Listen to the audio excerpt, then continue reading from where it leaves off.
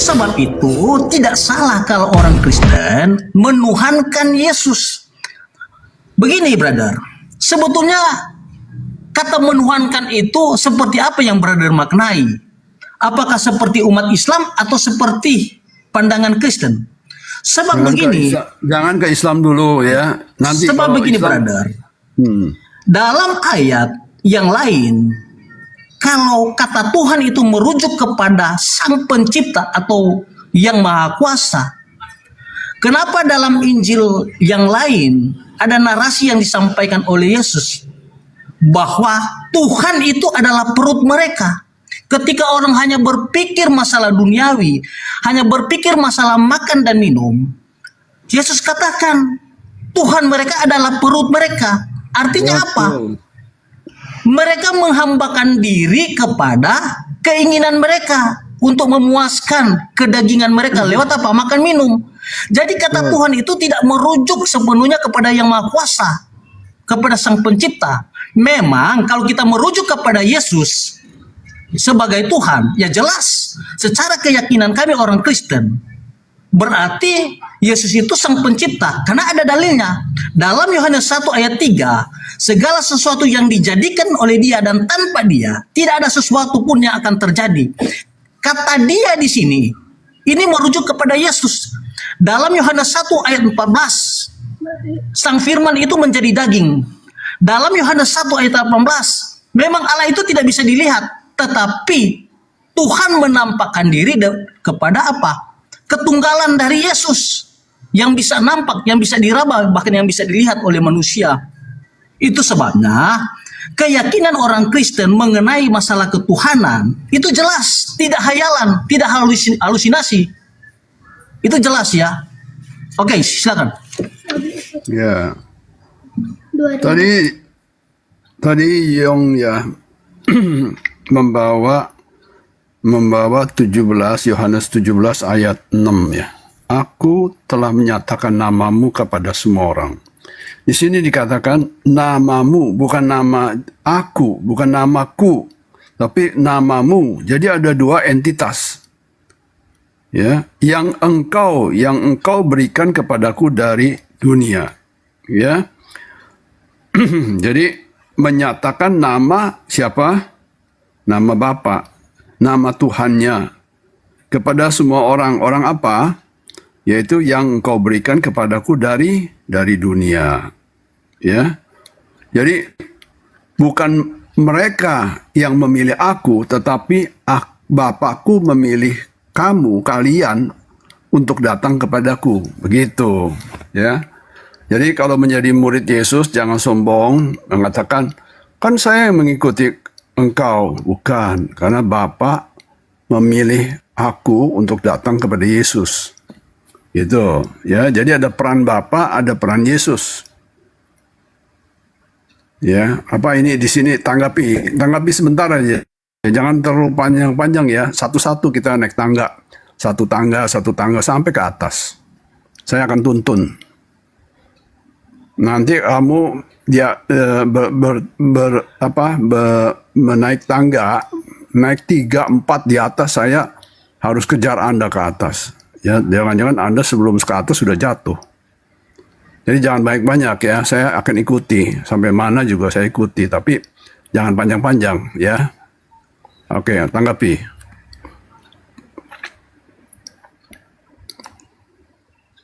Yong, silakan Yong.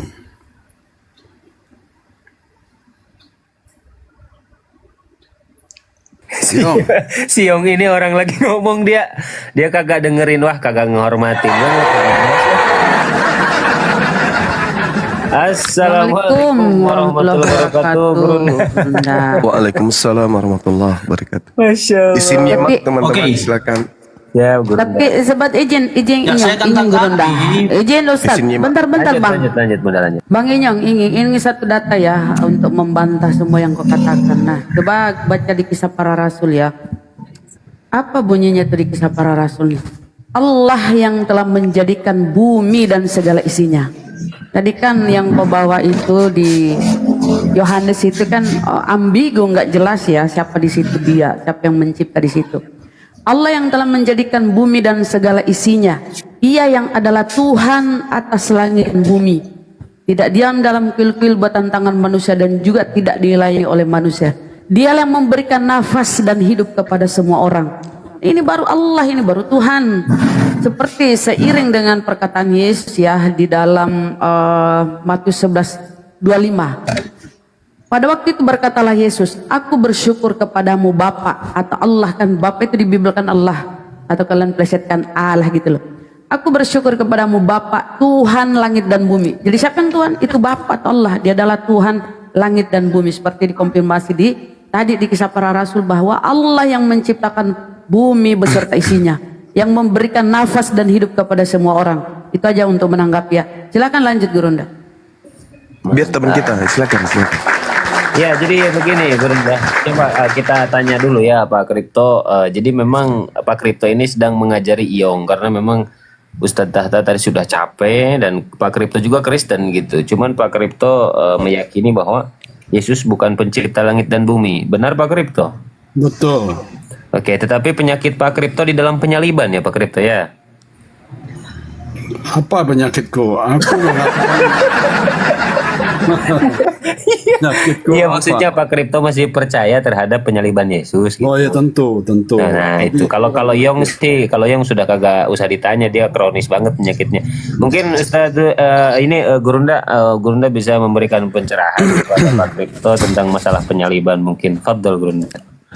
Sama Inyong dulu itu yang parah itu. Silakan lanjut. Yang mana ini? Yang saya lihat yang vokalnya terlalu melebar dan longor, saudara Inyong ini yang nggak ada Inyong, ilmu. iya. Iya benar Ustaz. Benar Gurunda. Benar. Tadi dia tuh. Aduh. Doktrin aja dia ngomong. Jadi gini kawan, kalau kami umat Islam itu ketika mendengarkan saudara Kristen berbicara tentang keyakinannya, maka kami ada dua pilihan. Yang pertama, orang ini berbicara sebagai kapasitasnya murid Yesus atau pentuhan Yesus. Yang kedua, orang ini berbicara sebagai pengikut Paulus tapi ngaku-ngaku pengikut Yesus. Hanya itu dua itu di Kristen itu.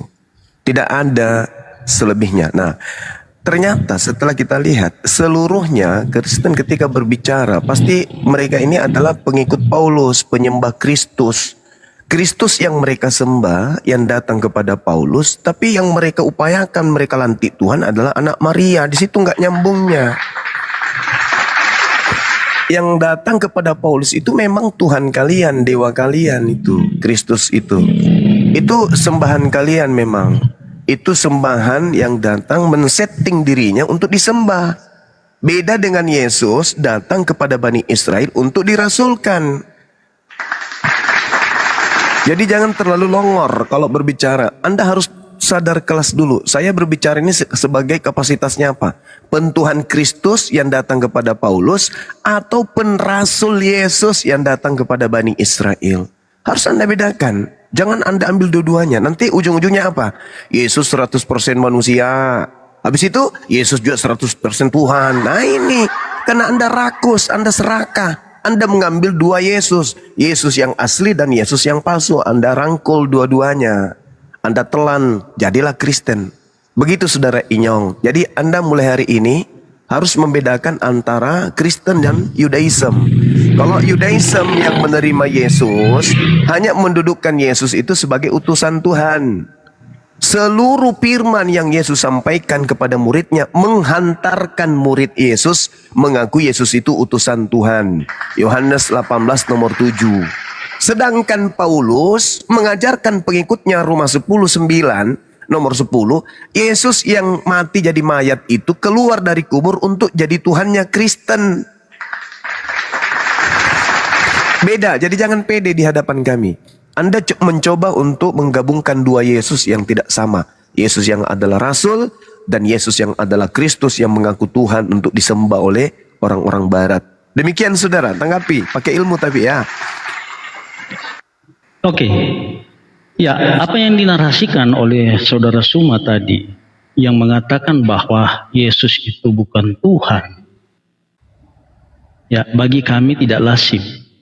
Karena dalam iman itu terlalu subjektif. Nah, ketika kami mengakui bahwa Yesus itu adalah Tuhan kami. Itu bukan narasi yang disampaikan oleh Paulus itu sendiri.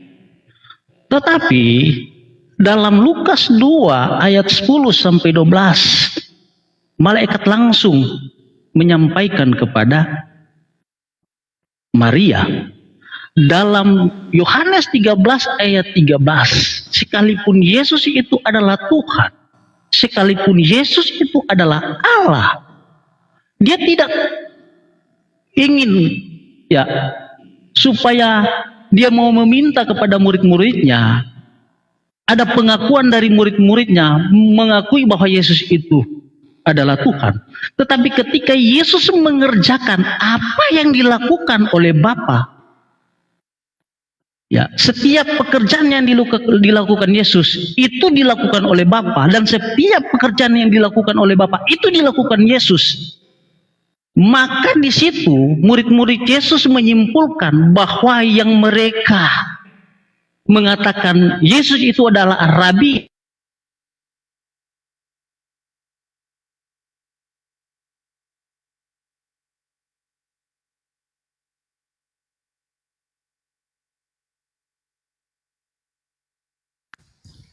Kenapa mulutnya tuh kesumbat? Kirain nge-lag punya saya Gurundayo. Terlalu longor. Saudara, saya langsung bantai ya, pakai dalil ya. Jangan Anda gabungkan antara Yesus ya. Mati mijak. Ini Kristen suka kali begitu. Dia nggak sadar dari dulu tuh sengaja rupanya untuk membodohi diri sendiri. Kalau berbicara mengenai pekerjaan Yesus, Yohanes 4 nomor 34, pekerjaan Yesus itu jelas. Apa yang dia kerjakan, apa yang diperintahkan. Berarti dia suruh kan? Dia OB, office boy kalau di kantor. Cleaning service. Kurir. Makanya Yesus tidak melakukan apa-apa dari dirinya. Yohanes 5 nomor 30, aku tidak dapat berbuat apa-apa dari diriku. Kok bisa bermujizat? Kok bisa membangkitkan orang mati? Ya iya, karena Bapa menyertai dirinya. Makanya di dalam Kisah Para Rasul 2 nomor 22, orang Israel harus tahu yang dimaksud di situ adalah Yesus Kristus dari Nazaret, seorang manusia yang ditentukan Tuhan untuk melakukan mujizat, tanda-tanda, kekuatan yang dilakukan Tuhan melalui perantaraan Yesus. Jadi Tuhan yang melakukan itu melalui perantaraan Yesus. Jadi Yesus ini hanya kurir dia. Seibarat dia itu boneka yang bisa melakukan karena ada yang memberikan cas di strom dia dari Tuhannya, Sang Bapa. Begitu saudara. Jadi jangan terlalu longor lah. Kalau di gereja mungkin. Sementara Yesusnya sendiri bersaksi bahwa segala pekerjaan yang dilakukan oleh Yesus, bermujizat, bernubuat, mengusir setan, membangkitkan orang mati, semua itu dilakukan untuk membuktikan kalau dirinya utusan Tuhan, bukan utusan setan. Nah, Kristen mencoba menggabungkan dua Yesus ini. Enggak boleh. Yesus sendiri mengatakan, waspadalah kepada penyesat yang datang kepadamu dengan memakai namaku dan berkata, akulah Kristus. Penyesat itu bernama Yesus Kristus. Dia akan menyesatkan banyak orang. Matius 24 nomor 4 nomor 5. Nah, kalian ini tidak waspada kepada Kristus palsu itu. Kenapa? Karena kalian bukan pengikut Yesus. Kalian itu justru melalui nabinya si Kristus palsu Paulus percaya kepada Kristus palsu ini. Jadilah kalian Kristen. Makanya beleng-beleng. Sudah jelas-jelas Yesus itu manusia, ciptaan Tuhan, tak bisa berbuat apa-apa. Dilantik aja terus. Inilah bukti bahwa iblis itu tidak tidur sampai hari ini. Iblis punya pasukan-pasukan yang membantu iblis supaya manusia menuhankan dirinya. Nah, itulah kalian. Pergilah ke seluruh dunia, jadikanlah seluruh bangsa menjadi pengikutku. Itu siapa? Yesus? Bukan. Itu bukan Yesus itu bukan anak Maria. Itu adalah si penyesat yang keluar dari kubur pada hari ketiga. Si penyesat itu bukan Yesus lagi, bukan anak Maria lagi itu. Makanya banyak dalil di dalam kitab saudara di mana Yesus itu menerangkan. Contoh, di dalam kitab yang Anda genggam setiap saat, apa yang dikatakan kemudian oleh Yesus? Matius 28, Matius 20 nomor 28. Yesus berkata, sama seperti anak manusia datang bukan untuk dilayani, melainkan untuk melayani dan untuk memberikan nyawanya, bukan nyawaku.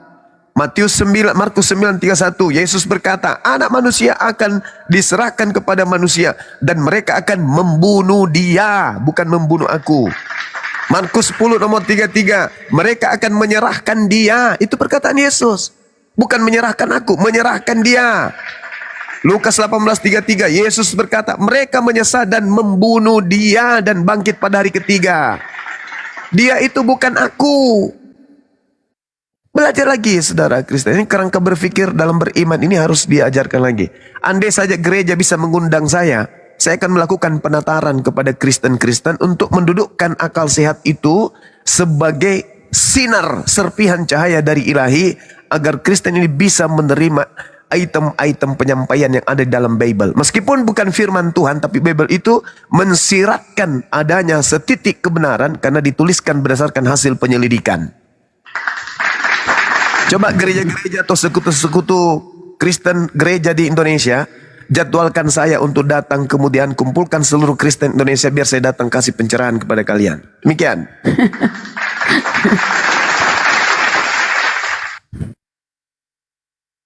Mana mau dia Gurunda, pendeta. Bunuh diri namanya. Silakan Bang Kripto.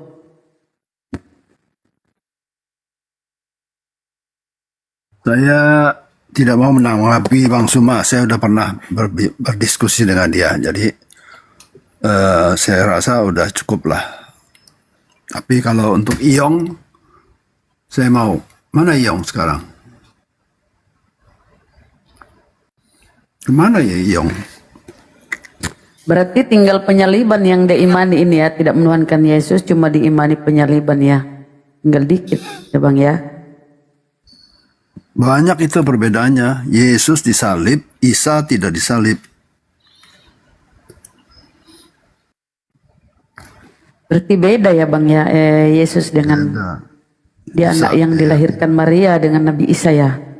Ya beda.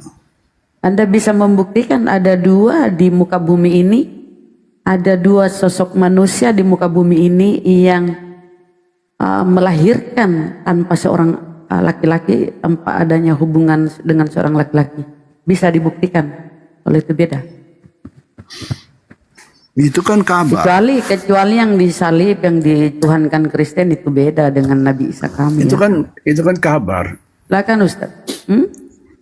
Silakan Gurunda. Poinnya di mana? Itu kan kabar bahwa Isa tidak disalib, melainkan diangkat ke langit. Iya. Tapi ada kabar lain, Yesus, ya bukan Isa, disalib dan dibangkitkan. Ya tinggal pilih aja mana, nggak bisa dua-duanya. Iya betul. Jadi salah kalau satu. Jadi kalau kami di Islam Bang, Nabi Isa kami yang diselamatkan, yang menggantikannya Yesus Kristus kalian, kan begitu. Ya. Nah sekarang bagaimana cara mencari benang merah untuk ada Bang. Ada. Kembali kepada hukum salib ini. Hukum salib ini diperuntukkan untuk orang yang dikutuk oleh Elohim. Betul. Nah sekarang ada enggak kemudian Nabi Isa alaihissalam ini dikutuk? Enggak. Ada enggak Ya. Yesus Kristus Anda dikutuk? Dikutuk. Nah ini betul ini. Berarti benar yang mati di atas tiang salib itu ya Yesus Anda yang dikutuk itu. Nah sekarang Betul sekali. pertanyaan saya Bang. Apa dosa Yesus Anda yang Anda katakan dikutuk itu sampai dia harus dikutuk oleh Elohim? Menghujat. Menghujat siapa? Menghujat Yehova. Oke, berarti Yesus Kristus yang menggantikan Nabi Isa menghujat Yehova. Kira-kira kalau menghujat Yehova Tidak tempatnya menggantikan, sorry. Jangan bilang Yesus menggantikan Nabi Isa. Lah, Yesus menggantikan, Bang. menghujat. Nabi Isa kami itu tidak disalibkan. Salib itu tragedinya Ya, cuma satu. ya udah. Dan yang menjadi tuan rumah itu Yahudi, bukan Kristen. Islam Kristen di luar Yesus. daripada tragedi penyaliban itu, abangku. Kristen dah hadir di situ. Islam juga nggak ada di situ. Yang menjadi tuan rumah di sana adalah Yahudi. Ya. Sekarang ketika Yesus itu mengutuk Elohim, kira-kira Yesus ini ditempatkan di mana? Di surga apa di neraka? Yesus tidak mengutuk Elohim, melainkan Lalu? menurut tafsir daripada para ahli kitab, Iya. kata-kata aku di dalam dia dan dia di dalam aku itu adalah menghujat, ya, menyamakan dirinya dengan Yahweh. Oh, kalau itu, Bang, Anda baca di dalam Matius, di dalam Yohanes 11, nomor 45 sampai nomor 57. Apa yang harus Anda baca di situ? Mulai hari itu mereka sepakat membunuh Yesus. Karena mereka sepakat membunuh Yesus, apapun fitnahan, apapun rekayasa, apapun tipu muslihat, mereka akan lakukan demi untuk membunuh Yesus. Termasuk ketika dia mengatakan menghujat Elohim, tuduhan orang Yahudi, itu semuanya fitnah. Endingnya ada di dalam mana? Di dalam Matius 27 nomor 18. Apa kata Pilatus? Imam kepala mahkamah agama, orang Farisi, ahli Taurat menyerahkan Yesus untuk dibunuh. Padahal Yesus tidak ada salah sedikit pun. Mereka menyerahkan untuk dibunuh karena apa? Karena dengki. Bukan karena nubuat, bukan karena menghujat, tetapi karena dengki, iri hati. Itu yang menyebabkan mereka ingin membunuh Yesus. Bukan karena menghujat, tapi karena dengki. Kenapa dengki? Baca di Yohanes 11, 45 sampai nomor 57. 548-nya dikata, 53-nya jelas di situ dikatakan mereka sepakat membunuh. Kenapa mereka sepakat membunuh? Karena kalau Yesus tidak dibunuh, itu ancaman politik. Bangsa mereka akan dirampas oleh Roma kalau Yesus tidak dibunuh. Maka mereka sepakat membunuh Yesus supaya bangsa mereka tidak dirampas oleh orang Roma. Tidak. Nih, ya. Itu dalil, silakan. Ya, oke. Pilatus itu tidak mengerti agama orang Yahudi. Dia hanya mengerti agamanya. Agama itu agama pagan, agama orang-orang Romawi, ya. Ya, penyembah dewa, betul. Betul. Jadi Yesus itu diadili oleh para ahli kitab Taurat, ya, bukan kitabnya orang Roma. Jadi dalam hal Yesus itu dibawa kepada Pilatus itu memeriksa, ya, apakah Yesus ini mempunyai kesalahan dalam politik. Artinya disebut raja, apakah dia membangun suatu kekuatan untuk menumbangkan pemerintahan atau memberontak kepada Romawi. Jadi aku tidak mendapati kesalahan apapun padanya. Maksudnya apa yang Pilatus katakan kepada mereka, kepada orang itu, secara politis aku memeriksa tidak ada, ya, kesalahan bahwa Yesus itu akan memberontak.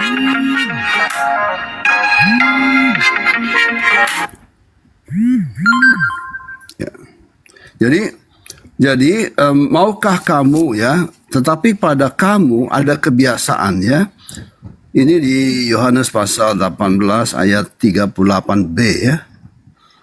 Sesudah mengatakan demikian, keluarlah Pilatus lagi mendapatkan orang-orang Yahudi dan berkata kepada mereka, aku, Pilatus, tidak mendapati kesalahan apapun padanya, yaitu Yesus. Tetapi pada kamu ada kebiasaan, ada tradisi, ada hukum, bahwa pada Paskah aku membebaskan seorang bagimu.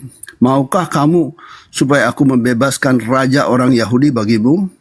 Ya, jadi dia minta kepada orang-orang Yahudi untuk melepaskan Yesus pada hari Paskah sesuai dengan tradisi mereka. Tetapi mereka berteriak pula, jangan dia, melainkan Barabas. Barabas adalah seorang penyamun, ya. Lalu Pilatus mengambil Yesus dan menyuruh orang menyesah dia, ya. Prajurit-prajurit menganyam sebuah mahkota duri dan menaruhnya di atas kepalanya. Mereka memakaikan dia jubah ungu dan sambil maju ke depan mereka berkata, "Salam, hai raja orang Yahudi." Lalu mereka menampar mukanya.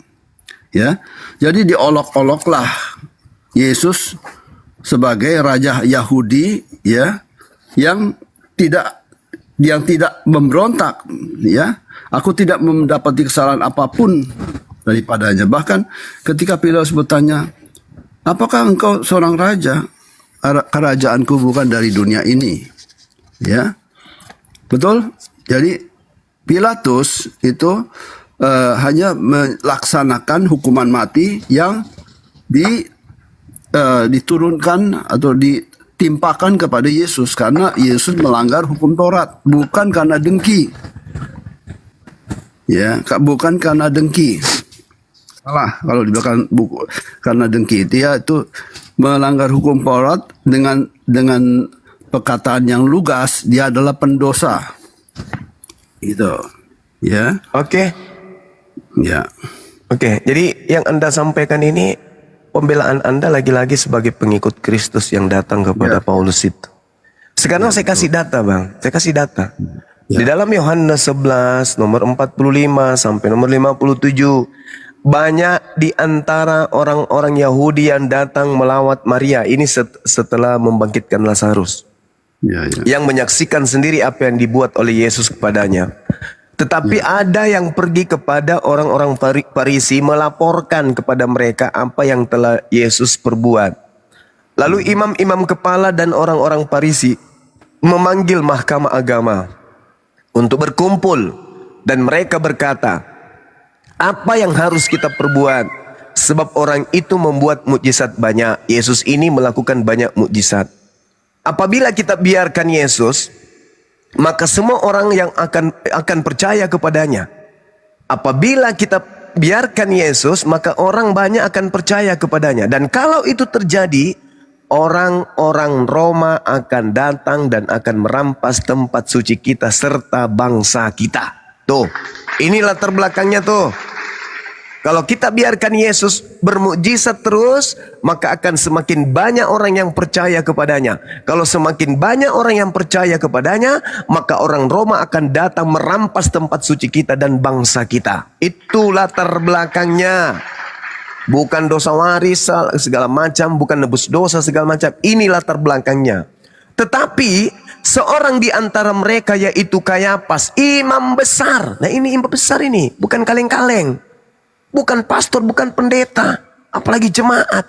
Ini imam besar, ahli Taurat. Dia yang paham tentang kitab-kitab Yahudi.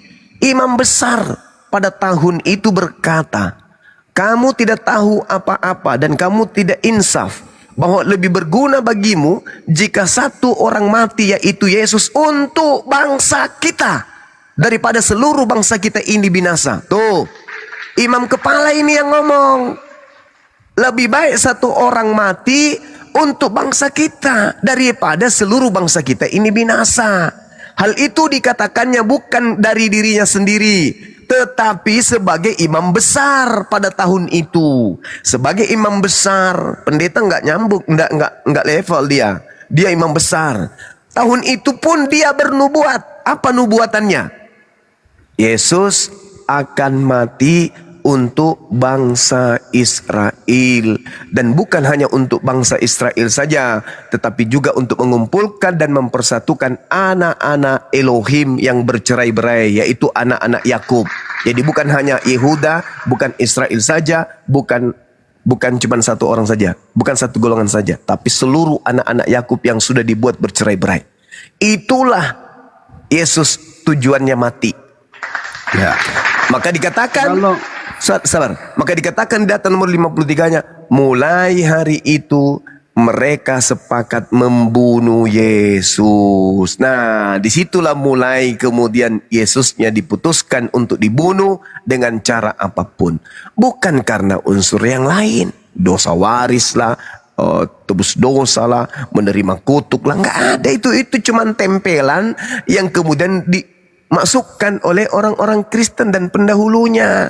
Padahal tuan rumah sepakat membunuh Yesus karena mereka takut bangsa mereka itu dirampas oleh Roma. Sehingga mereka melakukan kesaksian-kesaksian palsu. Oke. Begitu Ya. kawan, silakan. Nah, pertama ya, menanggapi Yohanes pasal 11 ayat 50, dan kamu tidak insaf, tidak mengerti bahwa lebih berguna bagimu jika satu orang mati untuk bangsa kita daripada seluruh bangsa ini, bangsa kita ini binasa. Jadi tumbal, ya. Karena di dalam tradisi Yahudi ada tumbal-tumbal, ya. Itu kita lihat sendiri di Perjanjian Lama, ya. Apakah benar kalau Yesus ditumbalkan supaya jangan bangsa Yahudi itu punah oleh Romawi? Ternyata tidak. Dia sudah menumbalkan, kata Bang Suma, bahwa dia sudah menumbalkan, ya.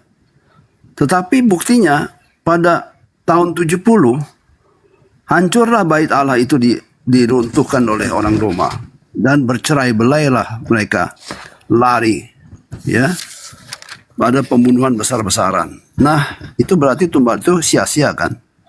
Nah, kembali kepada kenapa Yesus itu dihukum mati, ya. Kata sekali lagi ya di pasal sebelumnya, itu pasal 10 ayat 31 saya bacakan. Sekali lagi orang-orang Yahudi mengambil batu untuk melempar Yesus.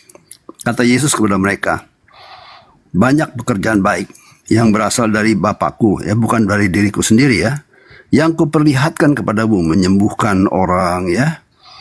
Nah, pekerjaan manakah di antaranya yang menyebabkan kamu mau melempari aku, ya, merajam? Jawab orang-orang Yahudi itu, bukan karena suatu pekerjaan baik maka kami mau melempari engkau, melainkan karena engkau menghujat Allah. Allah itu adalah Yehova. Dan karena engkau sekalipun hanya seorang manusia, ya, menyamakan dirimu dengan Allah. Nah, inilah yang diyakini oleh oten-oten saudara saya, mayoritas, bahwa Yesus itu memang adalah Allah. Jadi sama dengan orang-orang Yahudi itu, sama dengan Kayafas, ya, sama dengan para ahli kitab yang menghukum mati. Jadi sebetulnya mereka berpihak kepada yang menghukum, bukan kepada Yesus. Ya, mereka sama pikirannya bahwa Yesus adalah Allah, adalah Yehova. Begitu, Bang. Terima kasih. Oke, baik. Jadi gini, Bang. Inilah kelemahan saya katakan tadi, bagus kalau saya diundang itu sebagai narasumber di gereja supaya teman-teman Kristen itu bisa paham, ya, secara lugas terkait dengan isi Bible. Ketika saudara membaca Yohanes 10 nomor 31, diteruskan dong. Apa klarifikasi Yesus? Ketika dituduh menyamakan dirinya menghujat Elohim. Apa klarifikasinya Yesus? Ya dibaca toh. Yesusnya mengatakan, bukankah di dalam kitab Tauratmu telah dijelaskan bahwa siapapun yang diserahi tugas untuk menyampaikan firman maka dia adalah Elohim. Siapapun, mau dia cicak, burung, kodok, malaikat, siapapun yang diserahi tugas untuk menyampaikan firman maka dia adalah Elohim. Dia mengaku Elohim. Kenapa? Karena dia mewakili Elohim. Dia tidak berbicara dari dirinya sendiri. Aku pun demikian. Aku tidak berbicara dari diriku sendiri. Apa yang aku katakan adalah apa yang diperintahkan untuk aku katakan dan aku sampaikan. Jadi meskipun Yesus itu naik ke atas gunung yang paling tinggi, kemudian dia pakai toa agar seluruh bumi mendengarkan. Dengarkanlah wahai seluruh manusia. Akulah Tuhan, tidak ada Tuhan selain aku, maka sembahlah aku. Orang yang berakal akan nangkap, oh wakil Tuhan sedang berbicara mewakili Tuhannya untuk supaya kita menyembah kepada Tuhan, satu-satunya Tuhan. Tapi bukan menyembah kepada yang sumber suara. Karena sumber suara ini cuman alat untuk menyampaikan firman Tuhan tok. Seperti ketika saya berbicara kepada saudara, Anda tidak sedang berbicara dengan HP. Anda mendengarkan HP itu bersuara, tapi itu Anda tidak sedang berbicara dengan HP itu. Anda sedang berbicara dengan Bang Suma, bukan sedang berbicara dengan HP. Itulah Yesus. Makanya dalam Yohanes 14 nomor 24, firman yang kamu dengar dari mulutku itu bukan dari aku, tapi dari Dia yang telah mengutus aku. Jadi Yesus sekalipun mengatakan, "Wahai manusia, ya paman, akulah Tuhan loh. Tidak ada Tuhan selain aku loh, sembahlah aku." Apakah orang berakal menyembah Yesus? Tidak. Kenapa? Karena Yesus sedang mewakili Tuhan untuk mengajak manusia menyembah kepada dirinya. Yohanes 12:49 nomor 50. Aku Yesus tidak dapat berkata-kata dari diriku sendiri. Apa yang aku katakan adalah apa yang diperintahkan untuk aku katakan dan aku sampaikan. Jadi Yohanes 10 itu bang, baca nomor 34, 35, 36-nya. Bukankah di dalam kitab Tauratmu dikatakan siapapun yang diserahi tugas untuk menyampaikan firman Elohim, maka dia adalah Elohim dan firman Tuhan itu tidak bisa dibatalkan. Jadi Yesus mengaku akulah Elohim, ya sah-sah saja. Sebagaimana Nabi Musa juga mengaku demikian. Innani anallah. Nabi Musa kemudian berkata di tengah-tengah Bani Israel di Gunung Sinai, "Hai Bani Israel, sesungguhnya aku ini adalah Allah. La ilaha illa ana. Tidak ada Tuhan selain aku," kata Nabi Musa. Apakah orang-orang Yahudi kemudian menyembah Musa? Tidak. Nabi Musa tidak disembah. Kenapa? Nabi Musa adalah corong perpanjangan mulut Tuhan kepada Bani Israel. Begitu juga Yesus. Makanya Yesus sendiri mengatakan apa dalam Yohanes 3 nomor 34? Siapapun yang diserahi tugas untuk menyampaikan firman Tuhan, maka roh Tuhan ada panahnya sampai tak terhingga. Jadi kalau Bang Suma hari ini diutus oleh Tuhan untuk menyampaikan firman Tuhan, boleh saya mengatakan, aku ini adalah Tuhan. Tidak ada Tuhan selain aku. Boleh. Kenapa? Karena saya sedang menyampaikan firman Tuhan. Ketika Anda berbicara. Saya potong dulu.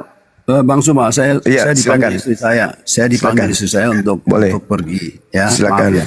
Nanti kita lanjut di tempat dan waktu yang lain. Terima kasih, Bang. Oke, saudara, thank you. Ya, semua Bang Tata, salam, selamat pagi. Pagi. Ya. Banyak kali alasannya. Jadi lemas lagi.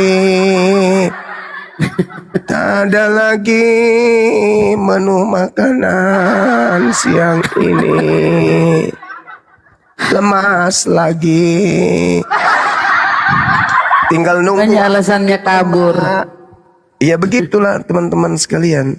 Jadi saudara Kristen ini, apa ya bilangnya, tolonglah bikin seminar, rapat. Bagaimana kalau kita datangkan Bang Suma di Gelora Bung Karno, seluruh pendeta kita kumpulkan se-Indonesia, Bang Suma kita undang sebagai narasumber untuk memberikan mata kuliah 3 SKS. Bisa.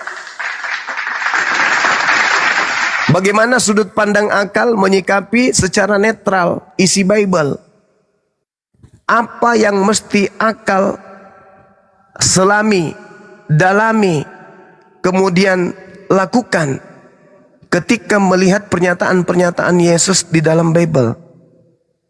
Seperti apa ilmu pengetahuan menyikapi ungkapan-ungkapan tinta merah di dalam Bible? Kasih Bang Suma 3 SKS saja, atau STT-STT yang ada di Indonesia ini silakan. Kalau Anda ingin mengundang saya gratis memberikan mata kuliah tentang mata kuliah apologetika, silakan undang saya. Ya, saya ikhlas kemudian mengajarkan kalian tentang isi Bible itu. Supaya jangan cuman bisa ini berdoktrin ria, berdogma ria. Jangan. Gitu saudara-saudara. Ada yang bertanya kenapa nggak live sendiri? Nggak. Terlalu banyak Islam yang minta naik. Capek saya minta pilih-pilih mana Islam. Udah dibilang Kristen aja yang naik. Wah, lebih dulu mau naik dia. Belum juga buka koma sudah ngantri. Gimana mau saya menjelaskan kepada orang Kristen? Begitu baru rencana dalam hati buka hari ini buka komal sendiri. Wah, sudah ngantri puluhan orang sampai ratusan orang. Gimana saya? Baru mau nyalakan HP sudah ada permintaan.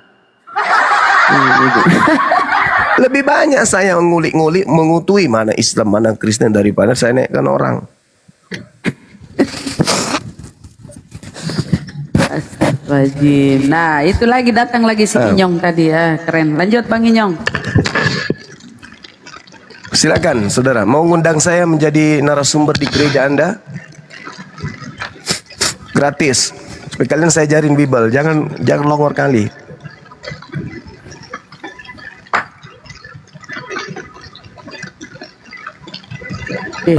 Inyong. Iya, Malah. Lanjut. bisa dengar suara saya? Iya, kedengaran Bang, silakan. Dengar lanjut. Jadi saya mau katakan, Saudara Suma, Iya. bahwa iman Kristen itu sesuatu yang pasti. Iya, pasti Nah, neraka. ketika kita menuhankan Yesus itu adalah Allah, Yesus adalah Tuhan, itu jelas bahwa tidak ada keraguan bagi orang Kristen menuhankan Yesus, karena dia pernah eksis. Berbeda dengan Allah Subhanahu wa Ta'ala. Kalau umat Muslim menuhankan Allah Subhanahu wa Ta'ala, menjadi pertanyaan, kapan Allah Subhanahu wa Ta'ala memperkenalkan namanya kepada manusia secara langsung, dan di mana dan kepada siapa Allah Subhanahu wa Ta'ala memperkenalkan namanya? Itu menjadi pertanyaan kami. Ketika Saudara Suma mengatakan bahwa kan Yesus itu hanya utusan, kami tidak menolak narasi yang dikatakan dalam Yohanes 17 ayat 3. Tetapi jangan lupa, Apa itu? untuk memaknai satu narasi itu tidak cukup dengan satu ayat. Tetapi dalam kitab yang sama, pasal yang sama dalam Yohanes 17, dalam ayat 6 di situ, aku telah menyatakan namamu kepada semua orang yang engkau berikan kepadaku dari dunia.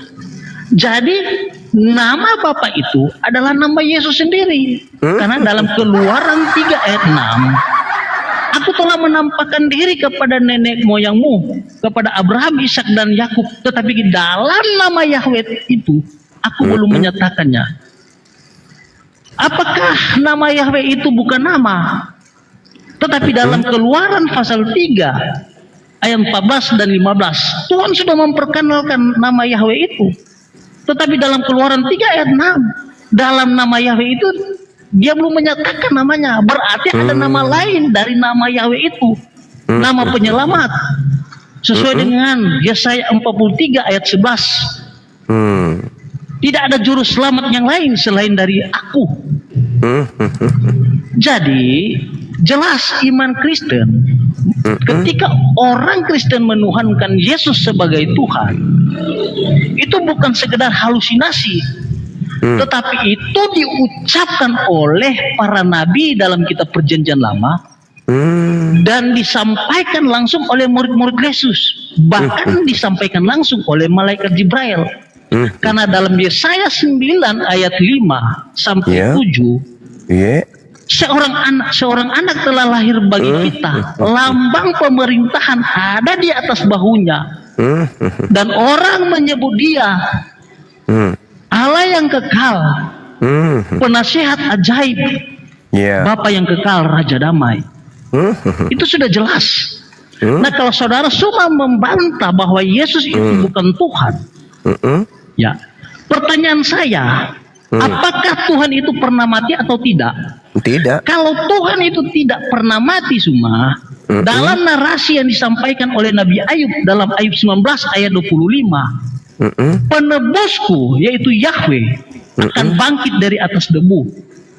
Apakah ya yang diucapkan oleh Ayub bahwa Yahweh itu pernah mati? Tentu dalam kitab Perjanjian Lama Yahweh itu tidak pernah mati, tetapi kalau ayat ini merupakan ayat nubuatan dari firman Tuhan yang digenapkan oleh Yesus dalam kitab Perjanjian Baru, itu jelas membuktikan bahwa Yesus itu adalah Tuhan. Dalam Yohanes 13 ayat 13, murid-murid Yesus mengklaim bahwa Yesus itu adalah Tuhan. Dalam Yohanes 20 ayat 28, ketika Thomas membuktikan ketika Yesus bangkit dari kematiannya, ketika jari Thomas menyentuh lambung bahkan kedua telapak tangan dari Yesus, maka disitulah Thomas mengatakan bahwa Yesus itu adalah Tuhan, adalah Allah.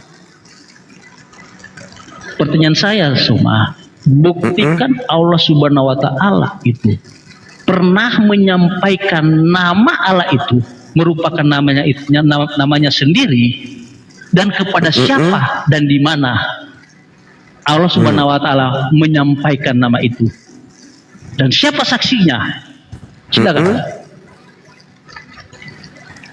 Oke, baik. Saya selesaikan dulu, saya bantu dulu Anda paham tentang kitab Ayub itu ya. Di dalam kitab Ayub yang Anda baca, di situ Anda harus paham. Sedikit lagi, makanya aku bilang undang saya ke gereja kalian memberikan materi. Jadi gini, di situ tidak ada kata penebusku. Di situ hanya ada kata penebus hidup. Akhirnya bangkit di atas debu. Oke, bukan merujuk ke Yesus. Kenapa kalian rujukan ke Yesus? Karena kalian penyembah Yesus. Anda lihat di dalam Yesaya 63. Di situ jelas dikatakan, segala kesesakan mereka bukan seorang duta, bukan seorang manusia. Yesus itu duta. Dia itu manusia, dia itu utusan, melainkan dia sendirilah yang menyelamatkan mereka. Dialah yang menebus mereka dalam kasih-Nya. Paham situ? Bukan duta, bukan utusan, tapi dia sendirilah yang menebus. Jadi kalau Anda baca Keluaran 29 nomor 14, ambillah sapi itu, kulitnya, dagingnya, dan taiknya, bakarlah dia luar kemah, itulah korban penebus salah. Bukan sapinya yang menebus, tetapi Tuhan yang menebus dengan menggunakan media sapi tadi. Bukan berarti sapi itu adalah Tuhan. Kalau Anda mengatakan Yesus itu Tuhan karena dia adalah korban penebus, berarti sapi itu juga adalah Tuhannya Bani Israel. Kalian ini kerangka berpikirnya memang sudah kacau balau, sudah rusak. Jadi kalau Anda mengambil kitab Ayub, Anda ingin menggunakan itu kepada Yesus, itu tidak cocok. Karena penebus itu hanya Elohim. Kalau Anda berbicara penebus itu adalah yang korban yang dipantek di atas salib, berarti Anda juga harus mengakui bahwa sapi-sapi dan domba-domba yang menebus dosa-dosa Yahudi yang mereka kurbankan itu juga adalah Tuhan. Banyak kali Tuhannya Yahudi karena banyak sapi, banyak domba yang mereka jadikan sebagai penebus dosa. Begitu kawan, itu satu. Yang kedua, coba saya ajarin samamu ya. Tidak ada gelar Tuhan itu dalam bahasa Yunani, itu nggak ada, cak kangkung. Gelar Tuhan di dalam bahasa Ibrani, Adonai, Elohim, El, kemudian El Shaddai, El Elyon, El Eroi, El Olam, Elohe Yisrael, atau mereka sebut Hashem, atau Sefaot dan seterusnya. Tidak ada itu, Sus, Andrianus. Apa itu Yesus? Apa itu? Itu nggak ada. Berarti harus merujuk kepada bahasa Ibrani. Nah kalau berbicara mengenai bahasa Ibrani, berarti namanya adalah Yosua. Kalau berbicara mengenai Yosua, berarti merujuk kepada anak laki-lakinya bin Nun. Anak laki-lakinya Nun lebih dulu menggunakan nama itu, kucluk. Jangan kau tipu dirimu kepanjangan. Kasihan kau itu. Jadi orang pertama yang menggunakan nama itu adalah Yosua bin Nun. Berarti nama Tuhan itu Yosua bin Nun, berarti Yosua itu Tuhan gitu. Enak aja. Inilah kontradiksi dalam kitab saudara. Apabila engkau melahirkan, hendaklah engkau menamai Immanuel. Begitu lahir namanya Sus. Katanya Immanuel.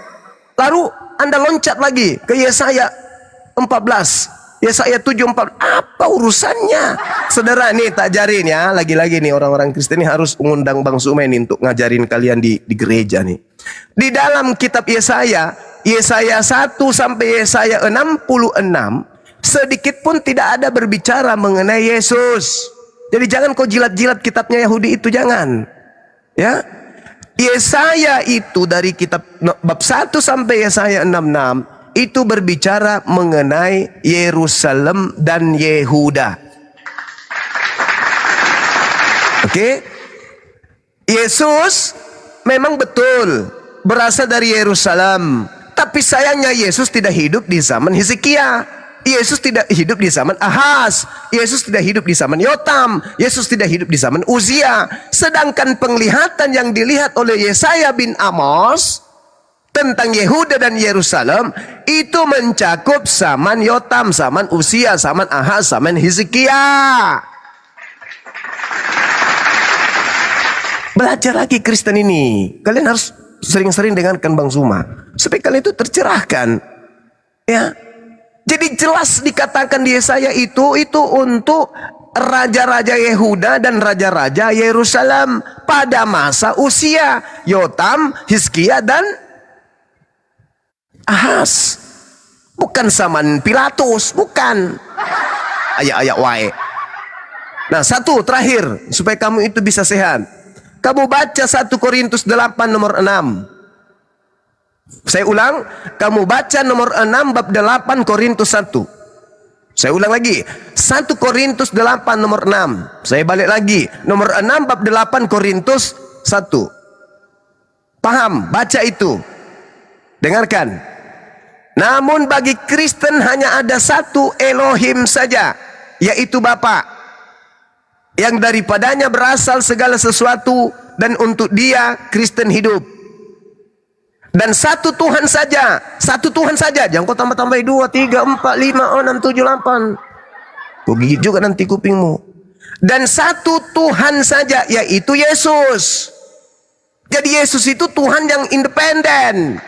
Yesus itu Tuhan yang berdiri sendiri. Bapa juga adalah Elohim yang berdiri sendiri.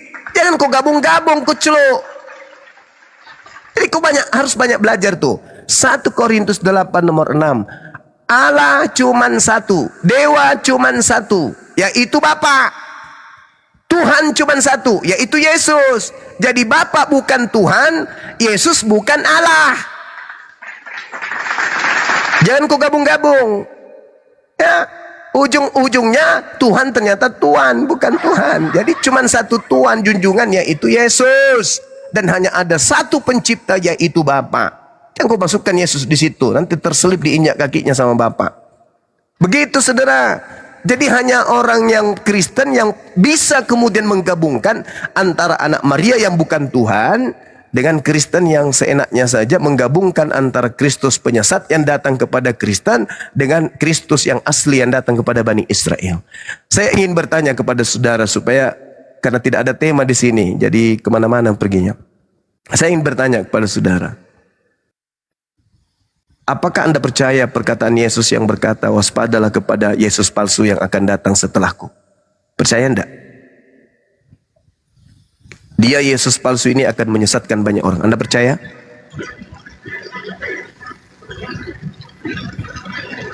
Ya. Saya Anda akan percaya? tanggapi semua ya penjelasan dan pertanyaan dari saudara Suma. Dikerucutkan aja, enggak usah tanggapi itu. Ya. Pasti kau Suma. Tadi Suma mengatakan, dengar pertanyaan saya, dengarkan pertanyaan saya, dengarkan pertanyaan saya. Di situ supaya Suma katakan dikerucutkan materi ini. Bahwa apakah Anda percaya ayat 19 ayat 25 di situ tidak ada penebus. Bicara sendiri dia. Saya baca ya Suma. Anda bicara sendiri pertanyaan saya. Sebentar Inyong, sebentar. Pertanyaan saya Bang. supaya dikerucutkan materi ini. Apakah Anda percaya Yesus berkata akan datang Yesus palsu yang akan menyesatkan banyak orang? Percaya enggak? Iya, saya percaya. Oke, nah dengarkan 10 detik habis ini. 10 detik aja. Karena Anda percaya akan ada Yesus palsu. Nah, tergenapi Yesus palsu itu menyesatkan banyak orang. Dengar, salah satu orang yang disesatkan Yesus palsu itu adalah Anda. Silakan Anda mewakili Yesus palsu itu. Ngomong, silakan. Bisa saya bantah? Iya, silakan. Ketika Suma mengatakan, kamu percayakah perkataan Yesus yang mengatakan bahwa di kemudian hari ada yang mengaku bahwa aku adalah Mesias? ketika saya bertanya kepada Suma, ya, dengan pertanyaan yang sama, ya, ketika Suma muncul kepada seseorang, apakah Suma yang datang itu adalah Suma yang palsu? Itu tidak seperti apa yang saudara Suma pikirkan. Bahwa ketika Yesus mengatakan hal itu, memang akhir zaman ada yang mengatakan, bahkan mengakui bahwa Itu akhir zaman atau Yesus palsunya datang kepada murid Yesus abad pertama? kan Yesus mengucapkan ketika dia ada dalam dunia 2000 tahun yang lalu. Dia mengucapkan Tetapi bahwa ayat itu, Yesus narasi yang palsu akan disampaikan datang kepada sebentar, siapa? Suma, bagaimana saya mau Jangan menjawab? longor, jangan longor. Yesus palsu itu datang kepada murid Yesus angkatan pertama atau nanti datang di akhir zaman? Di akhir zaman. Nenekmu kiper, itulah kau bukti kau Karena itu begini, pengikut. Sabar. ketika saudara Itulah Suma bukti mengangkat bahwa kasus kau itu ini, pengikut Yesus palsu itu. saudara Karena Yesus Suma akan palsu itu membawa ada dalam dari sejak kisah para dahulu. rasul bagaimana Paulus berjumpa dengan Yesus. Tetapi saya mau katakan Suma, ketika Paulus berjumpa dengan Yesus, itu bukan Yesus palsu. Seperti yang Suma Buktikan kalau itu bukan Yesus palsu. seperti yang Buktikan. Suma pertanyakan kepada saya. Begini Buktikan. ya, sebentar. Ya, hampir 10 menit Suma berbicara, saya tidak memotong. Ya, karena Giliran kamu saya longor. mau menyampaikan narasi saya, menjelaskan ya kepada rekan-rekan kita yang menonton, mendengar diskusi kita. Suma memotong. Kerucutkan permasalahan dulu, kerucutkan permasalahan. Ketika Anda Jadi mengiyakan begini, adanya Yesus analogi palsu, yang Yesus saudara palsunya itu Suma datang bawa. akhir zaman itu Anda sudah menipu. Yesus palsunya itu datang kepada murid Yesus. Jangan nipu di sini, jangan nipu. Jangan nipu.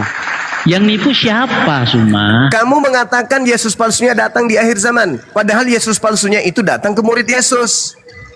Makanya baca Siapa? dalilnya. Anak-anakku, inilah waktu yang terakhir. Seperti yang telah kamu dengar, seorang antikristus akan datang. Sekarang telah bangkit banyak antikristus. Itulah tandanya bahwa waktu ini benar-benar waktu yang terakhir.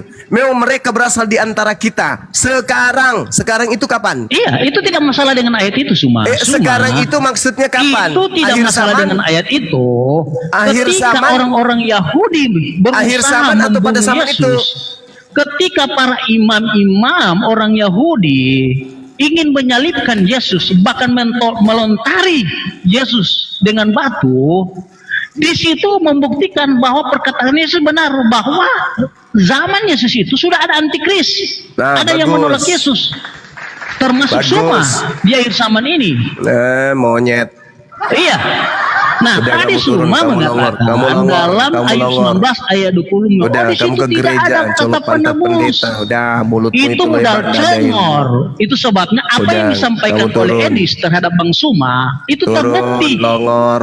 hari ini bahwa Longor. Suma menyampaikan Longor. narasi itu Longor. hanya modal congor. Moderator, Longor. Ya. Ustadz, Longor. Jadi Suma Longor.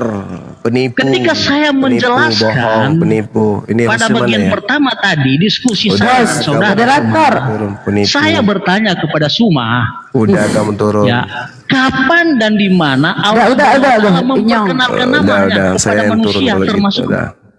Malas aku lihat.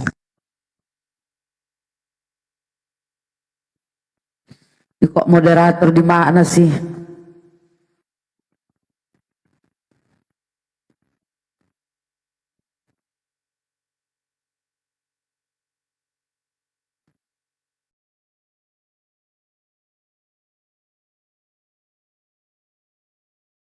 Oh, di sini enggak. Sejak kapan itu dia jadi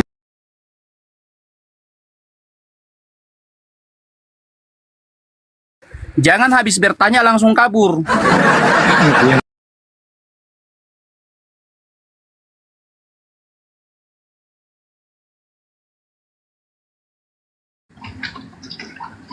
Kalau kau mau dijelasin. Kalau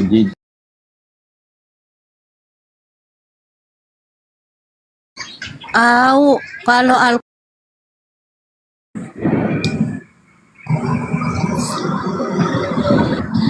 Tadi lagi ngomong tiba-tiba hilang suara saya. tahu-tahu kebetulan bawah. Kebetulan.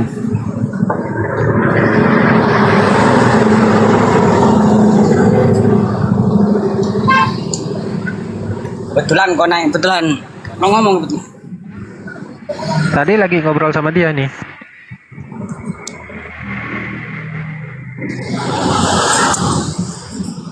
Pak kebenaran, masih ada nggak? Nggak tahu lah itu. Ntar dulu, Sang, saya mau keluar kota bentar. Lagi mau di jalan, persiapan bentar ya. Lanjutlah. Ambil nyimak dulu. Betulan.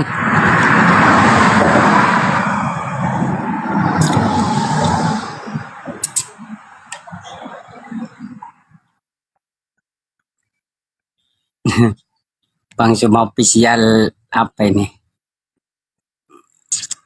Nah, ini Bang Suma asli atau bukan ya? Assalamualaikum warahmatullahi wabarakatuh, sahabat-sahabat sekalian. Waalaikumsalam Warahmatullahi wabarakatuh.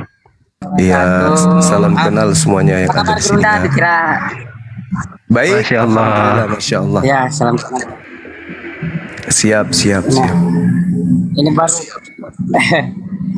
baru ketemu dia akunku ini ya. Oh ya? Apa kabar Bang? Apa Baik, kabar Bunda? alhamdulillah. Baik, anak baik. Masya Allah. Cuman sedikit agak Ya. flu aja, tapi baik. Iya. Iya. Ini iya. saudara Masih di Makassar. Masih. Gimana Bang Juma? Kiwinirin ini masih hidup.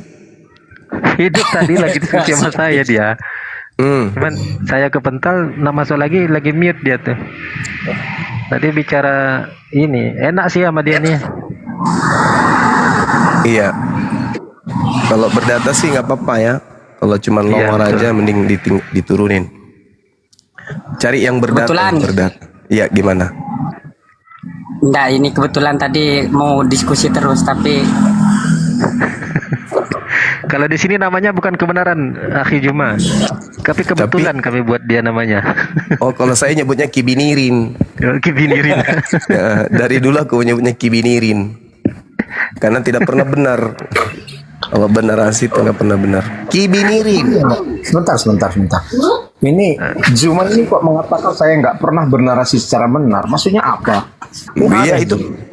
Ya iyalah.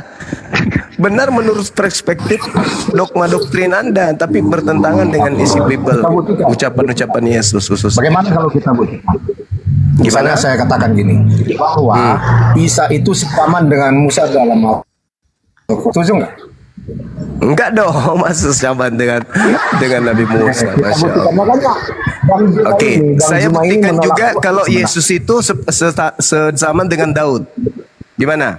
Ya nggak apa-apa. Anda buktikan, Ayo. saya buktikan bahwa Isa sekaman dengan Musa. Oke, baik. Silakan Anda bernarasi. Silakan.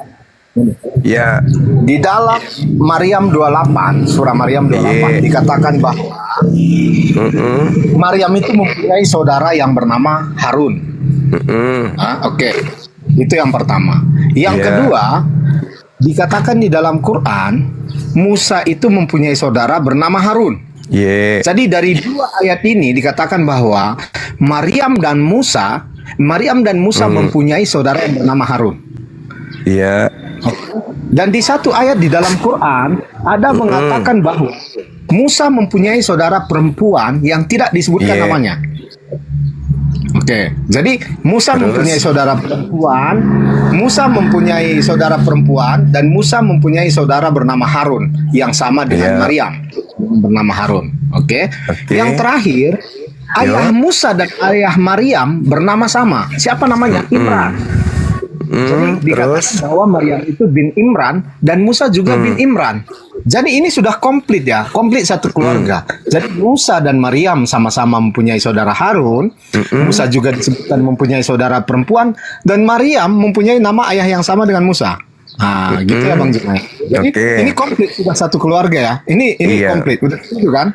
Bahwa di Al-Quran itu Maryam dan Musa itu bersaudara. Oke? Udah deal kan? Iya. Ya. Tetangga saya ada yang namanya Maryam juga, Maria.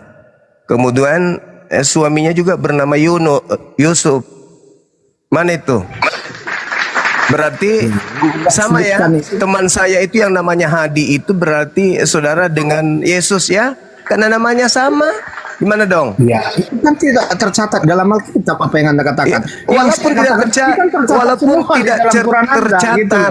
Jadi ketika kemudian Maria ini disebut sebagai saudara Harun, itu berarti dia itu berasal dari keturunan Harun. Sama seperti ketika dikatakan saya ini adalah anak Makassar.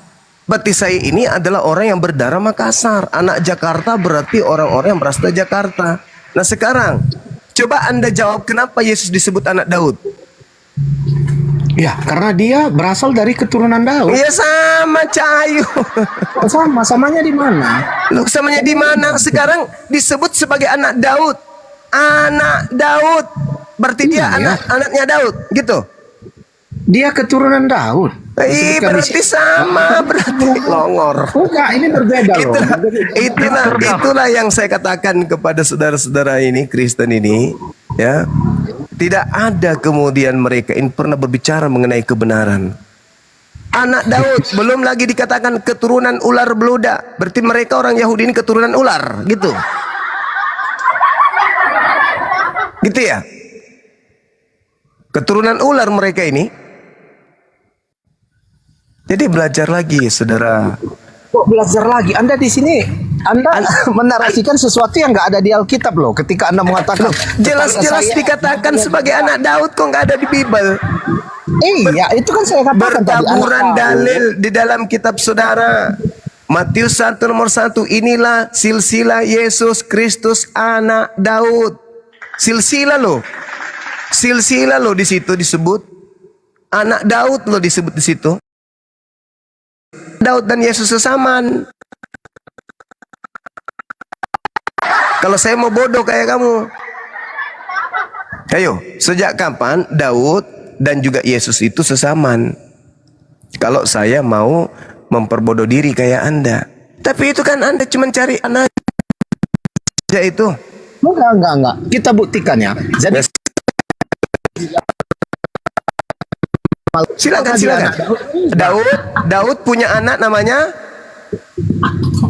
Sebentar saya bukakan biar jelas ya, biar saya tunjukkan sama Yesus. Daud nama anaknya siapa? Ya banyak anak Daud, ada Salomo. Ya, kenapa langsung Yesus? Kenapa Yesus? Harusnya Daud. Habis itu siapa? Salomo misalnya. Terus siapa lagi? Baru Yesus. Ini kok Daud, lalu kemudian Yesus. Jadi Yesus bin Daud, gitu. Kalau Yesus itu kan bin Yusuf. Lah, di situ dikatakan bukan dia disebut anak Daud, bin Yusuf pula. Tidak ada. Baca Matius 1. Yesus bin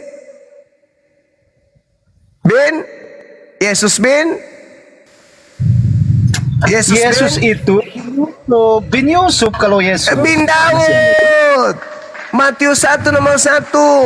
Inilah silsilah Yesus bin Daud. Parah nih bocah.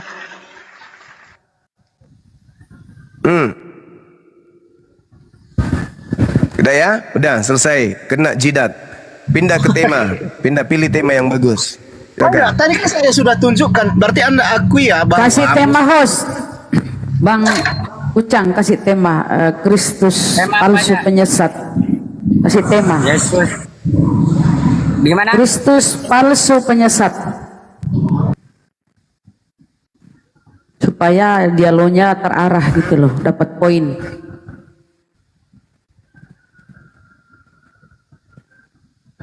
Berarti yang jangan-jangan yang dituhankan kebenaran ini. Iya. Ya betul Gurunda. Assalamualaikum warahmatullahi wabarakatuh. Waalaikumsalam warahmatullahi warahmatullahi wabarakatuh. Biasa lagi gangguan tidur, jadi aku ada di jam 11 pagi. Lanjut Gurunda.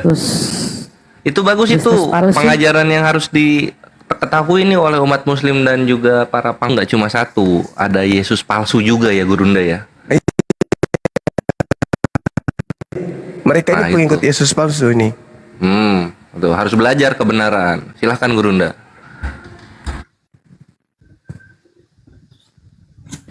Jangan-jangan kebenaran ini pengikut Kristus palsu, benaran? Ya, pasti Kristen itu ikut Yesus palsu, nggak mungkin tidak. Tanda tanyanya Pasti itu kucang onyot. Tanda tanya. Ini ada jajus nih, mungkin Oten juga ini ada lambang-lambang itu nyata yang jemuran itu. Silakan Bunda. Kurasa bukan. Kalau aku sih bukan. Muslim beliau ini. Karena yang ada di situ menggantung, karena menggantung. Kayak ayunan.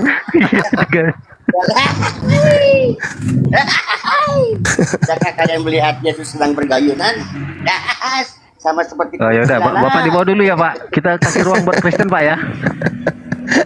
Kebilang gitu. Enggak bagi Pak.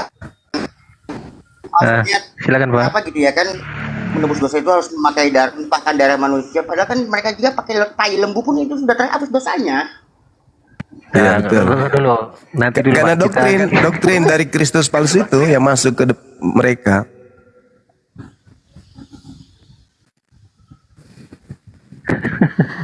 Silakan kebenaran. Kebetulan. Kalau kami di sini kebetulan Bunda.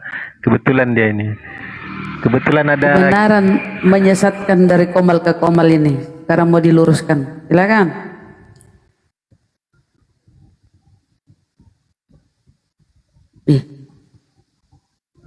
Kok diam dia?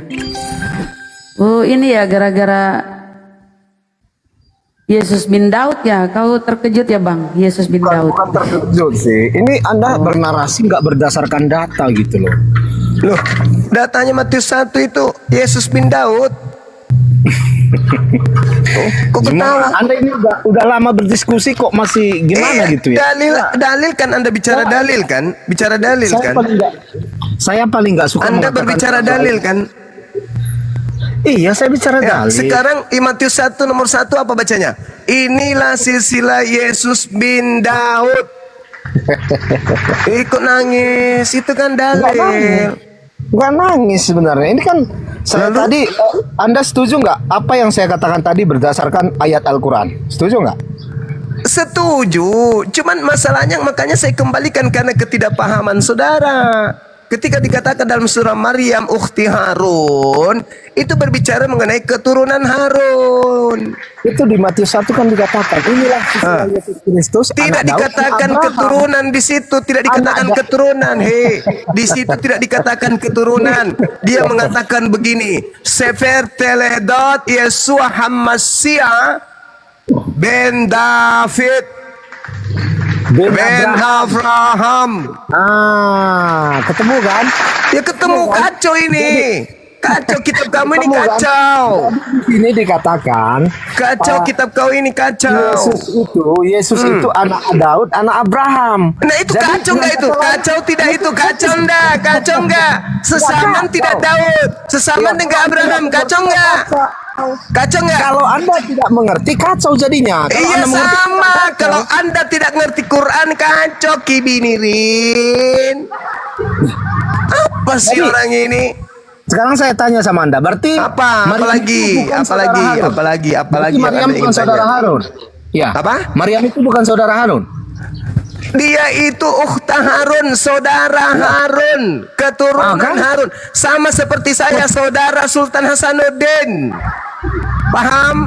Saya ini saudaranya Sultan Hasanuddin. Asal Anda tahu, saya ini saudaranya Arum Palaka, ngerti? Bukan berarti saya sesama dengan mereka. Sama seperti Yesus anak Daud, kucluk. Alamak. Al-Quran juga ditolak. Ini Juma ini. Kamu terima enggak Yesus itu anak Daud? Ya anak Daud, anak Abraham. Nah sekarang sesama enggak mereka? Maksudnya gimana sesama? Ku lempar juga kau bata merah ya. Sesaman enggak Daud dengan Yesus? Sesama apa? Sesaman kucluk. Oh, sejaman bilang dong, jelas dong. Sejamannya sejaman. tidak dong. Ya Tidak tidak, terus sejama. kenapa dikatakan sebagai anak Daud? Oke, saya buktikan ya bahwa mereka itu tidak sejaman. Kenapa? Sebentar. Iya, semua orang tahu, tapi kenapa kita mau mengatakan dia anak Daud? Berarti kamu mengakui kan bahwa Yesus dan Daud tidak sejaman.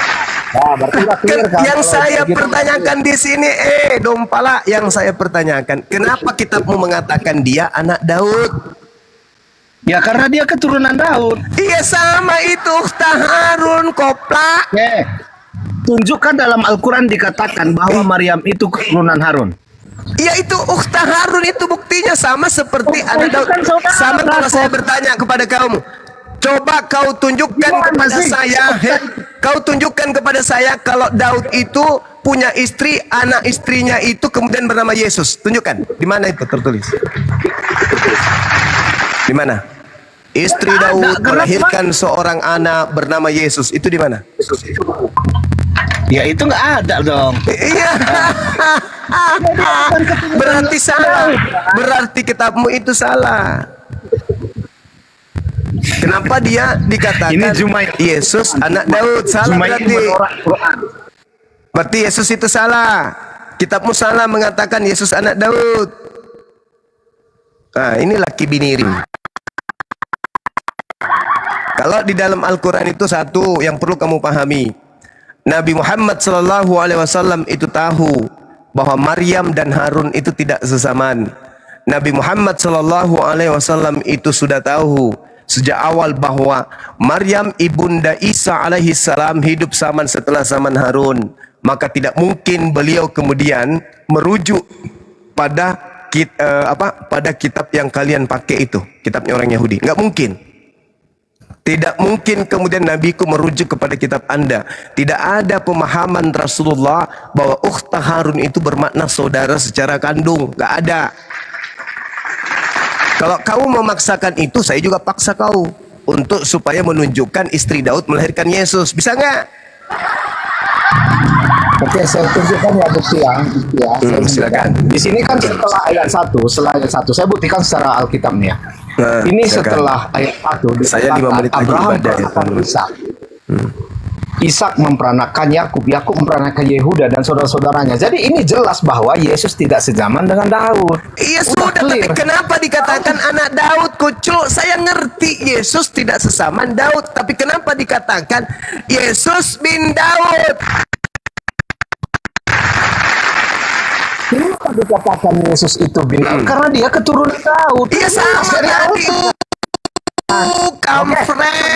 Sekarang Udah, kamu itu memang dongot dari dulu itu dongot. Silakan Dinda dilanjut, diambil alih. Saya ibadah dulu. Aduh, Juma. Jadi salah Bibelmu yang mengatakan Yesus itu bapaknya bernama Daud, ya salah ya. Kau harus paham itu. Bibelmu itu kopla. Bapaknya Daud kok. Nggak ada itu. Roma 1 itu salah. Kopla itu namanya, kopla. Ada, coba kamu baca kemudian Roma 3, Roma 1 nomor 3, apa yang dikatakan di sana? Yesus berasal dari sperma. Oke, saya baca. Silakan. Surat Roma berapa? Ya, Roma 1 nomor 3. Ya, Roma 1 nomor 3 ya. Oke, Yes. baca ya. Bunda Rahma bisa buka kamera. Tentang anaknya yang Silakan, daging Bun. diperanakan Minta dari tolong, Bun. keturunan Daud. Roma 1 Terus nomor 3. ada dikatakan dari sperma Daud. Gimana sih kamu? Iya. Sabar Kibiniri, sabar. Sejuta mata memandang. Tereng. Roma 1 nomor 3. Seperti biasa Bunda, Alkitab sabda. Nih, tuh, lihat Itu tuh. dalam bahasa Kenapa ke situ, Bun? Nah, Saya sudah tuh. tahu kamu ini Juma. Saya Tuh, sudah tahu. keturunan Daud. Udah. Turun, Bun, di angka 4690, Bun. Keturunan. Sabda ya? Bunda enggak masuk ke situ. Masa sudah di training berapa kali, masa masih begitu, Bun? Ayo, Bunda cantik, silakan. Iya. Saya kalau lihat Bible itu lari ke situ. karena saya nggak mau dibodohi. Makanya saya lari ke Bible Sabda.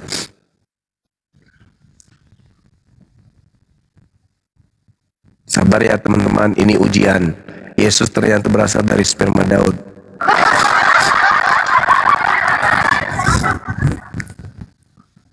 Dari tadi Juma bernarasi. Ini dia si Charlie 4690.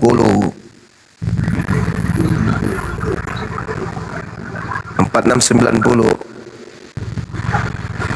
Ke bawahnya, Bun. Sperma. Jadi terjemahannya adalah tentang anaknya yang menurut daging diperanakan dari sperma Daud.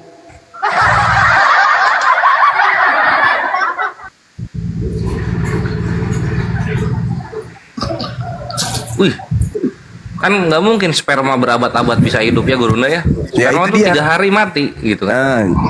Gimana dong? Jadi kalau saya mau menggunakan kepalanya, kebenaran masuk di otak saya. Kalau saya andaikan bisa kepalanya kebenaran itu disimpan di leher saya, di kepala saya, maka saya akan mengatakan begini tentang anaknya yang menurut daging diperanakan dari sperma Daud. Jadi kelamin Daud, mohon maaf nih, kalau kepalanya kebenaran nih yang saya pakai. Kelamin Daud itu memanjang, cukup masuk ke alat vitalnya Maria.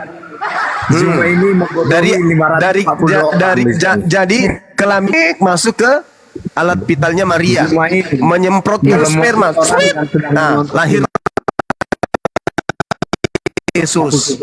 Itu kalau saya pinjam kepalamu. Itu kalau saya pinjam kepalamu, maka narasinya begitu.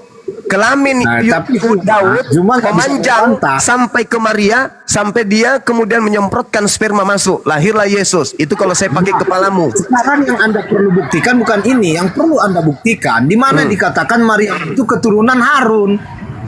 Bukan itu, ini saya memberikan kamu perimbangan supaya kamu itu sadar, supaya kau belajar. Jangan kau melihat kuman di seberang lautan sementara gajah sudah keluar masuk di mata kau nggak sadar. Kitabmu sendiri yang mengatakan bahwa Yesus ini berasal dari sperma Daud. Sekarang sperma itu berasal dari si Ucok. Sejak kapan si Ucok bertemu dengan Maryam, Ucoknya Daud? Sejak kapan? Kok ada spermanya Daud terlempar sejauh itu? Hah? Yang nggak ada, itu kan saya katakan dari tadi. Apa ini dalil? Ini dalil. Ini dalil. Masukkan keturunan. Tentang anaknya yang menurut daging diperanakan dari sperma kedak Daud. Kalau kita lihat silsilah Yesus, kok jadi silsilah pula kau membahas? Kau jangan kemudian meluruskan itu. Saya membaca di Biblemu. Saya baca di Biblemu dikatakan begini tentang anaknya yang menurut daging diperanakan dari sperma Daud. Itu yang tertulis. Kau mau pembenaran seperti apa sisianya sampai kau megap-megap pun percuma karena tertulis demikian adanya. Kalau saya pinjam batok kepala kau itu, maka saya akan mengatakan, oh ternyata kelamin Daud itu jalan kaki menuju ke rumahnya Maria. Tengah malam dia masuk tuh, menyemprotkan sperma. Oh lahirlah Yesus, maka Yesus disebut Yesus anak Daud. Itu kalau saya minjam kepala lo, karena jelas di dalam kitab lo sendiri tertulis dengan jelas di sana tanpa keraguan. Orang-orang semua paham kitabmu itu menceritakan tentang Yesus. Ya, jadi benar. Waduh. Dia takut Bang lari. Bukan ini sama terhitung karena mereka baru lihat gitu loh Bre, ternyata ada di kitabnya kalian itu sperma. Berarti gini, ini tadi panjang kali ya Bang Kores ya. Bentar dulu kebenaran, dengar dulu kebenaran. Dengar dulu kebenaran, panjang kali spermanya ya melalui itu berapa ratusan tahun loh sampai kepada Yesus. Dulu belum ada kulkas loh Bre, dulu belum ada kulkas itu dibekuin di mana itu sperma? Logikal falasi di sini. Tapi nah, kalau misalnya lu bilang gini, Siti Maryam ini anaknya apa-apa? Bisa nggak Anda membantah bahwa Maryam itu adalah saudara Harun? Bisa nggak? saudara perempuan Harun. Itu jelas loh. Kenapa dibantah? Berarti betul kan? Di situ saudara Harun itu sama kayak di Ali Imran 78, orang-orang yang boros saudara setan gitu loh. Jadi kalau orang yang baik itu disaudarakan dengan yang soleh-soleh. Orang-orang yang perbuatannya jelek disaudarakan dengan setan kayak gitu. Jadi Musa juga dikatakan kan punya saudara bernama Harun. Artinya Musa itu karena soleh dikatakan saudara Harun, begitu? Bukan, kalau misalnya Nabi Musa itu dia memang satu nasab sama Harun gitu loh. Jadi dari mana Anda membedakan perkataan Quran yang mengatakan saat Maryam saudara Harun dan Musa saudara Harun? Itu kok Iya, karena dari orang tuanya beda. Orang tuanya sama, Imran. Ayahnya Imran bin apa? Imran bin apa? Saya tunjukkan ya di hadis ya. Hadis Sahih Muslim 240. Dikatakan di situ Musa. Ya, Imran bin apa di situ? Enggak ada Imran bin Musa bin Imran, saya tunjukkan ya. Enggak, Imronnya bin apa? Masa Imron nggak ada bapaknya? Sama kayak Yesus dong. Imran, nggak ada. Disebutkan berarti Imran. berarti anak Allah lah ya kalau Imron ini di Kristen ya udah nggak apa-apa. Enggak di Kristen nggak ada Imran, nggak ada Imran. Nah kalau gitu Imron bin apa itu? Itu kan Musa bin Imron, Musa anak Imron. Imronnya bin apa gitu loh. Orang nanti itu di situ ketemu binnya beda. Oke, nah, saya posisinya gini sebenarnya. Kalau yang gue bingung mengenai saudara kan itu jatuhnya ke perumpamaan. Orang soleh diperumpamakan dengan orang soleh lagi. Orang yang boros diperumpamakan dengan setan gitu. Ya, yang gue bingung begini. Dikatakan saudara Harun kan? Iya. Nah yang gue bingung begini. Kenapa Yakub dia bisa punya anak Yusuf? Yusufnya nikah sama Maria. Kan di perjanjian lama Yusuf itu istrinya Asmat, bukan Maria. Ya, kelihatan tuh sama Yusuf. Oh, berarti bisa dua. Di gua Harun cuma satu, dipaksa satu. Di kalian Yakub sama Yusuf bisa banyak. Oh, keren banget Kristen. Ya, itu kan jelas memang di Sisila ada dua nama Yusuf. Kalau di Al-Quran, bagaimana Anda membuktikan Harun yang ada di Maryam itu berbeda dengan Harun yang di Musa? Ya udah gue buktiin saya pakai Ali Imran 78. Ali Imran 78 saudara setan itu orang boros. Kok Anda kali samakan Harun dengan setan sih? Gimana sih Anda ini? Bukan, orang boros disamakan dengan setan. Orang soleh disamakan lagi dengan orang soleh. Harun itu soleh. Harun Musa dengan Harun Maryam, bagaimana Anda membedakannya? Iya, kalau Harun yang soleh ini disamakan lagi dengan Siti Maryam yang soleh juga. Gitu jawabannya. Jadi jangan lu bawa ke saudara kandung. Tunjukkan ayat lain dalam Al-Quran mengatakan orang soleh itu adalah bin Harun, saudara Harun. Ya itu Ukhta Harun itu pembandingnya itu yang jelek. Iya, pembandingnya itu yang jelek. Cuma satu itu kan. Jadi bagaimana Anda membuktikan yang satu itu pengertiannya lain gitu loh? Ya lu lihat kalau lu misalnya lihat di Sirah Nabawiyah, ayahnya Nabi Musa dengan ayahnya Siti Maryam itu Imronnya binnya beda ke atasnya. Lu lihat di Sirah Nabawiyah, posisinya Sirah Nabawiyah gue masih di kardus, jadi nggak bisa gue liatin ke lu. Gitu jawabannya. Kalau di hadis ya, Kores ya, kalau di hadis Musa itu bin Imran, sudah itu Anda boleh lihat di Sahih Muslim 240. Nah sekarang coba lu ketik di hadis sekarang Maryam bin, coba nanti keluar tuh Imronnya bin siapa? Aja harus di hadis. Loh tadi lu pakai hadis tadi boleh, tapi yang Musanya doang. Kenapa yang Maryamnya nggak dicari sekalian? Nama ayah Musa cuma ada di hadis, kalau di Quran nggak ada. Iya sekarang coba ayah Maryam ada di hadis itu. Di Quran kan ada. Loh, tadi lu ke Musa hadis. Ini yang Maryam nggak mau ke hadis. Kenapa? Ada di Quran kan? Karena nggak ada di Quran, makanya kita kalau Musa ke hadis. Nah, sekarang coba Maryam ke hadis coba. Maryam bin apa kalau di hadis coba? Di Quran ngapain Anda ke hadis? Ya nggak ada di Quran juga itu ayahnya Maryam. Adanya di hadis nanti bin siapanya. Iya, ngapain Anda ke hadis kalau ada di Quran? Lalu ngapain ke hadis juga gitu loh kalau misalnya lu ngambil Quran, karena nggak ada di Quran makanya kita ke hadis. Nah sekarang kalau lu pengen tahu ayahnya Imron siapa, lu cari ke hadis gitu loh. Nggak boleh standar ganda.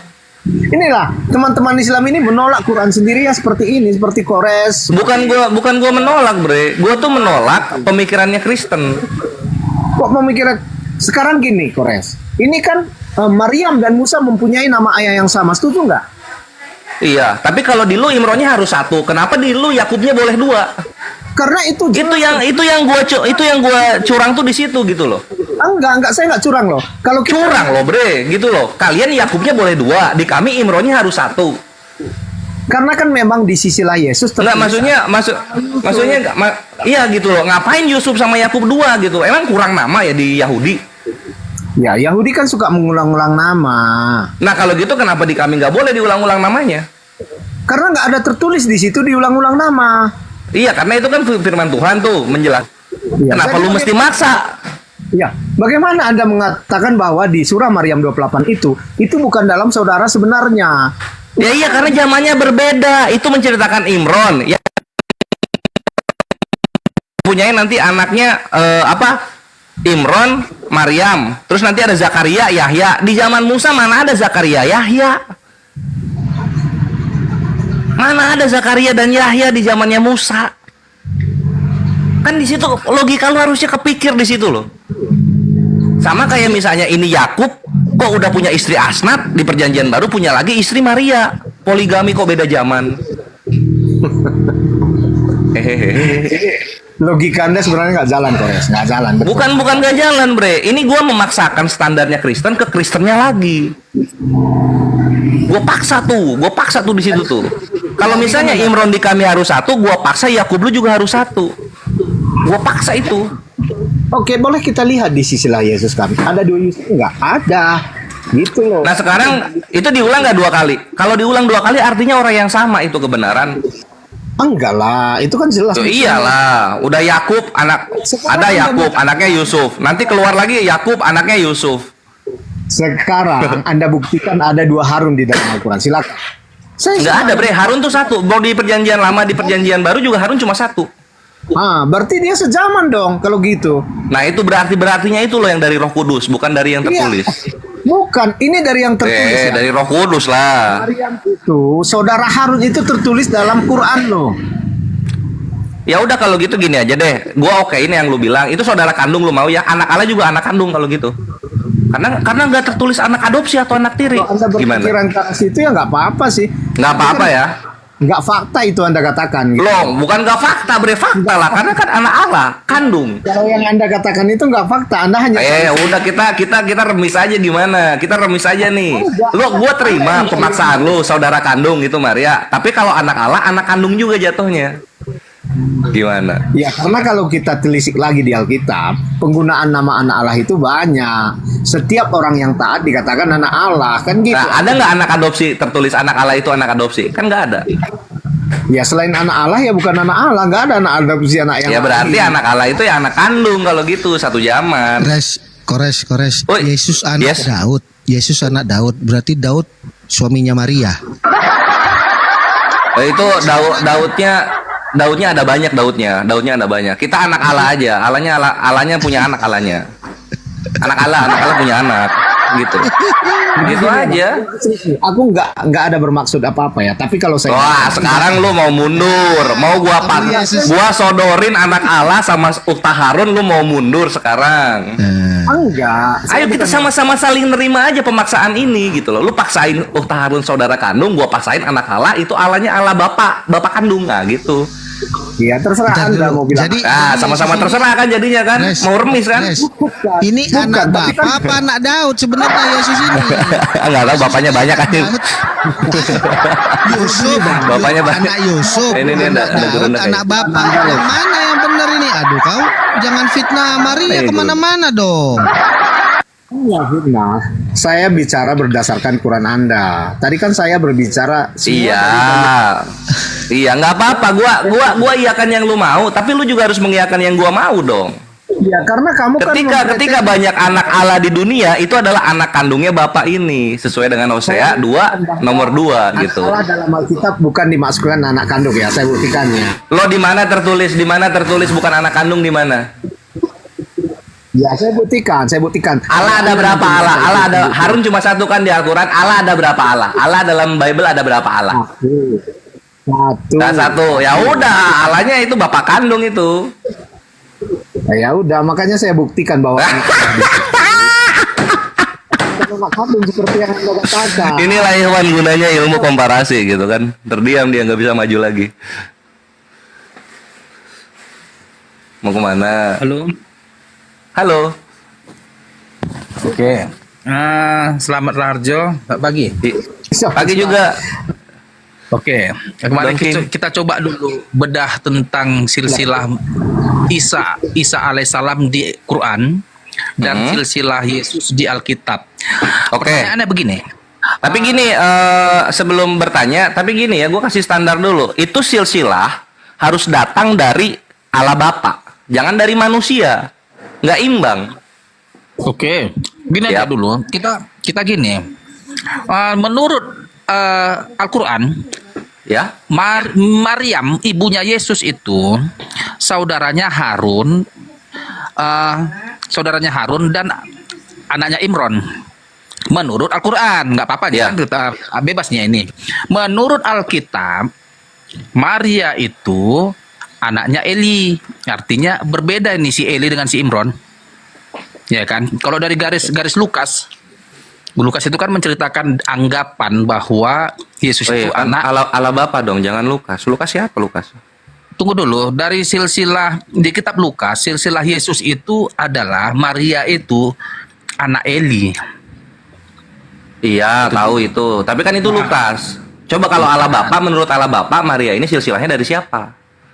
Sebentar, kita banding bapak ke atas langsung, satu generasi ke atas.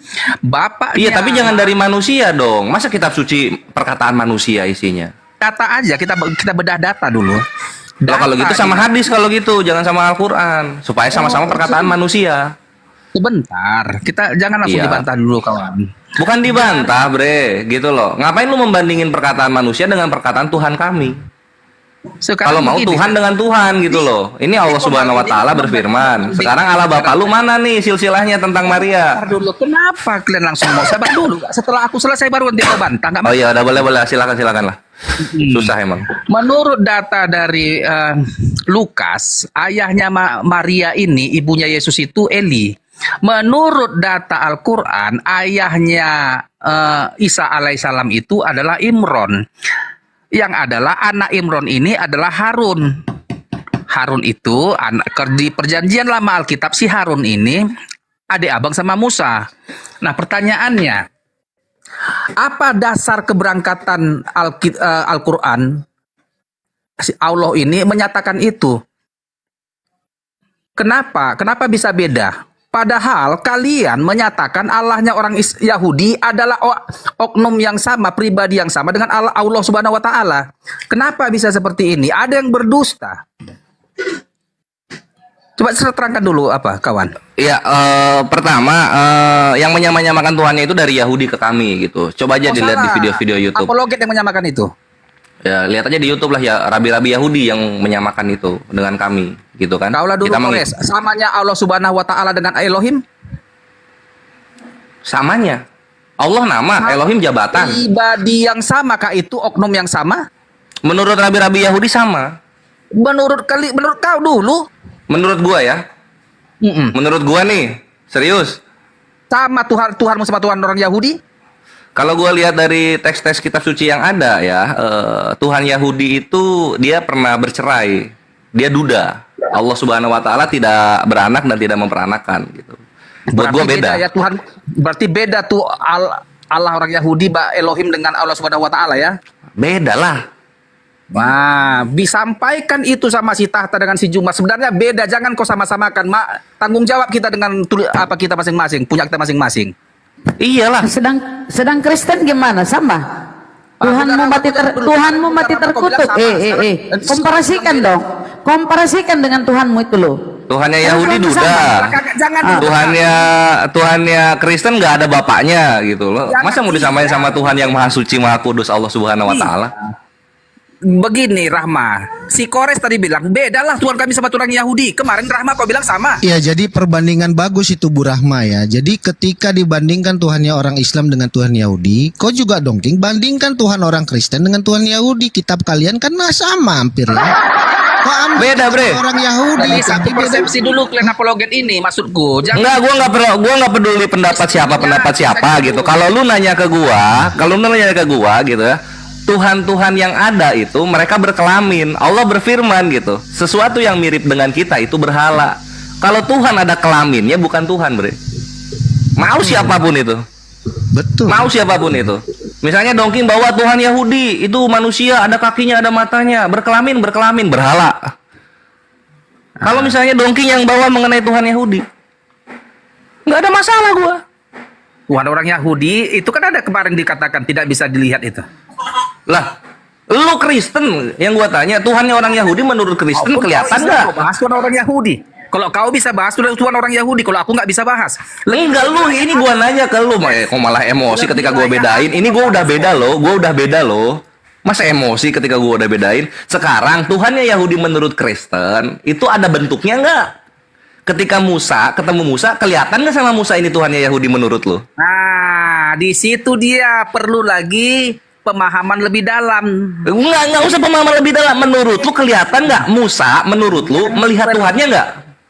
Sebentar, Kores yang berbicara dengan Musa pada Dongking, tadi kau tanya Kores, dia jawab langsung loh. Dongking, tadi Kores kau tanya, dia jawab langsung. Kau jawab langsung pertanyaan Kores sekarang. Jangan muter-muter. Jangan melayang-layang di permukaan air, langsung gitu loh. Langsung. Kores tadi langsung jawabnya lu. Orang Yahudi. Dengar, Tuhannya orang Yahudi yang berbicara dengan Musa itu adalah Yesus prainkarnasi. Gitu. Berkelamin. Pada saat prainkarnasi belum ada kelamin. Belum ada kelaminnya. Kok bisa gitu? Tubuh kapan dia? Udah aku jawab kayak Kores cepat kan? Ya udah kalau gitu kan berhala jatuhnya. Surah Al-Araf ayat 194 beda berarti. Tuhan kami tidak berkelamin gitu loh. Tuhan kalian berkelamin, itu bedanya. Walaupun mereka tidak mengaku Yesus itu. Gitu dia. Wah, itu tanda-tanda. Betul, itu bukan Tuhan yang benar. Nah, itu tuh tanda-tanda tuh anaknya nangis tuh. Anak apa itu? Anak Aduh, sejak kapan anak siapa itu? tumbuh kelamin? Itu tanda itu, Bre. Lucu ya. Lucu ya. Sejak kapan tumbuh kelamin? Tadinya nggak berkelamin, tiba-tiba berkelamin. Aduh. Jadi makanya Dongking gue itu nggak peduli mau soal Yahudi Tuhannya mau di apa, mau Kristen Tuhannya mau di apa. Selama Tuhannya lu yang lu anggap dua-duanya ini berkelamin bukan Allah Subhanahu wa taala, itu intinya, Bre. Tapi Allah itu kan dengan Rahma ya. Jangan kau bilang lagi sama Rahma, malu kau. Udah tahu muslim udah tahu kalau gua argumen udah tahu. Sama si Juma bahwa Allah Subhanahu wa taala bukanlah Elohim. Tahu malu dikit lah. Karena apa Dongking? Karena apa? Elohim itu karena berkelamin, tidak sama ya Rahma ya. Kalau kita merujuk ke Al-Quran, dikatakan udah kebenaran. Itu temen lu Dongking mengakui bahwa Elohim itu berkelamin gitu. Bukan Allah, itu udah fix bukan Allah. Itu yang konsisten, tanggung jawab kita dengan Tuhan masing-masing. Iya gitu. Kebenaran ngobrolnya sama Dongking aja. Dongking yang bilang Elohim itu berkelamin, Yesus berkelamin, Tuhannya Yahudi berkelamin. Bukan gua, Bre. Kalau udah kayak gitu ya beda lah. Beda jauh. Menurut tidak mempunyai istri itu laki-laki atau perempuan? Allah itu tidak. Ya Tuhan lah, tidak mempunyai istri pasti Tuhan lah. Lu lihat Hosea 2 nomor 2 gitu. Hosea 2, janganlah engkau memanggil ibumu sebagai istriku lagi, karena mereka berselingkuh, melalui buah dadanya mereka berzina. Tuhannya yang diimani Dongking itu pernah diselingkuhi oleh istrinya sendiri. Ditampar keras oleh Al-Quran. Tuhan itu tidak mungkin mempunyai istri. Hosea 2 nomor 2 itu buktinya. Tuhan lu duda. Baca itu. Sebentar saya bacakan. Bahwa Alkitab Kores. Loh, bukan mengais-ngais gua, ini kebenarannya Dongkin, kebenaran. Ini kebenarannya gitu loh. Tuhannya yang lu sembah-sembah itu, dia pernah diselingkuhi oleh istrinya sendiri. Buktinya di mana? Hosea 2 nomor 2. Ini memperkuat kebenaran Al-Quran bahwa Allah itu tidak beristri, tidak beranak, gitu. Kembali ke topik. Jadi terangkan dulu siapa itu si Harun, siapa itu si Imron. Coba. Imron itu dalam Islam ada dua. Imron itu pertama yang ayahnya Musa alaihissalam, yang kedua adalah ayahnya Siti Maryam, gitu. Ada dua itu. Nanti binnya itu ke atasnya beda. dari apa nasabnya ke atasnya itu beda. Gitu kalau mau penjelasan secara Islamnya. Tapi data gua berhubung laptop gua ini keguyur air, buku gua ada di kardus, gua nggak bisa ngasih lihat, bre. Gitu. Bukankah dikatakan di Al-Quran itu bahwa Harun itu saudaranya Musa? Iya, tapi kalau misalnya Dongkin mau memaksakan itu saudara kandung, maka gua nggak akan maksa juga. Anak Allah itu adalah anak kandung. Nah, nggak apa-apa, nggak ada masalah, bre. Nggak ada masalah. Ini sama kayak kebenaran tadi ini, ya. Lu mau saudara kandung di situ, ya udah anak Allah itu anak kandungnya Allah. Gitu aja gua mah. Sebentar dulu Kores. Apa? Enggak itu, kenapa di mute? Kalau sama Kores itu jangan malu-malu, bre. Slow bae. Semua argumen lu gua iyain, nanti lu malu sendiri. Enggak iya. Kenapa sih? Kamu menolak Quran sendiri. Ini saya bingung nih. Gua nggak menolak, udah gua iyain loh. Kebenaran juga mengakui anak Allah itu anak kandungnya Allah. Sini dulu kok Kores. Apa Dongking? Apa? Ada Maknanya apa? begini, Dongking, maknanya begini. Dongking. Dengar dulu Dongking. Maknanya begini Bang ya. Kita ini disebut orang-orang Islam ini bersaudara. Apa kita bersaudara kandung? Enggak. Saudara seiman. Ya orang-orang soleh. Jadi maknanya Ustaz Harun itu orang-orang soleh. Kami seluruh dunia ini orang Islam ini kami bersaudara. Apa kami saudara hubungan darah? Enggak. Orang-orang soleh tuh. Itu Gak mau ke sana dia maunya Ustaz Harun itu saudara kandung. Ya udah kalau gitu juga anak Allah juga anak kandung Allah lah. harus fair, bre. Harus fair. Woi, kok bertakiyah? Emang Korintus gua bertakiyah. Harus fair, bre. Kalau lu Ustaz Harun saudara kandung, anak Allah, anak kandung Allah kalau gitu. Harus fair kita. Nggak usah sebentar-sebentar, langsung aja deal gitu, langsung deal. Sebentar dulu bos, sebentar. Imran itu di Alkitab ya, saudara Harun Musa dan Maryam adalah saudara. Ya tunjukin ada Imran tunjukin. Di Bible ada Imran tunjukin. Sebentar, kurang lagi. Harun, Musa dan Maryam, 3 pribadi yang adik kakak kandung di perjanjian lama.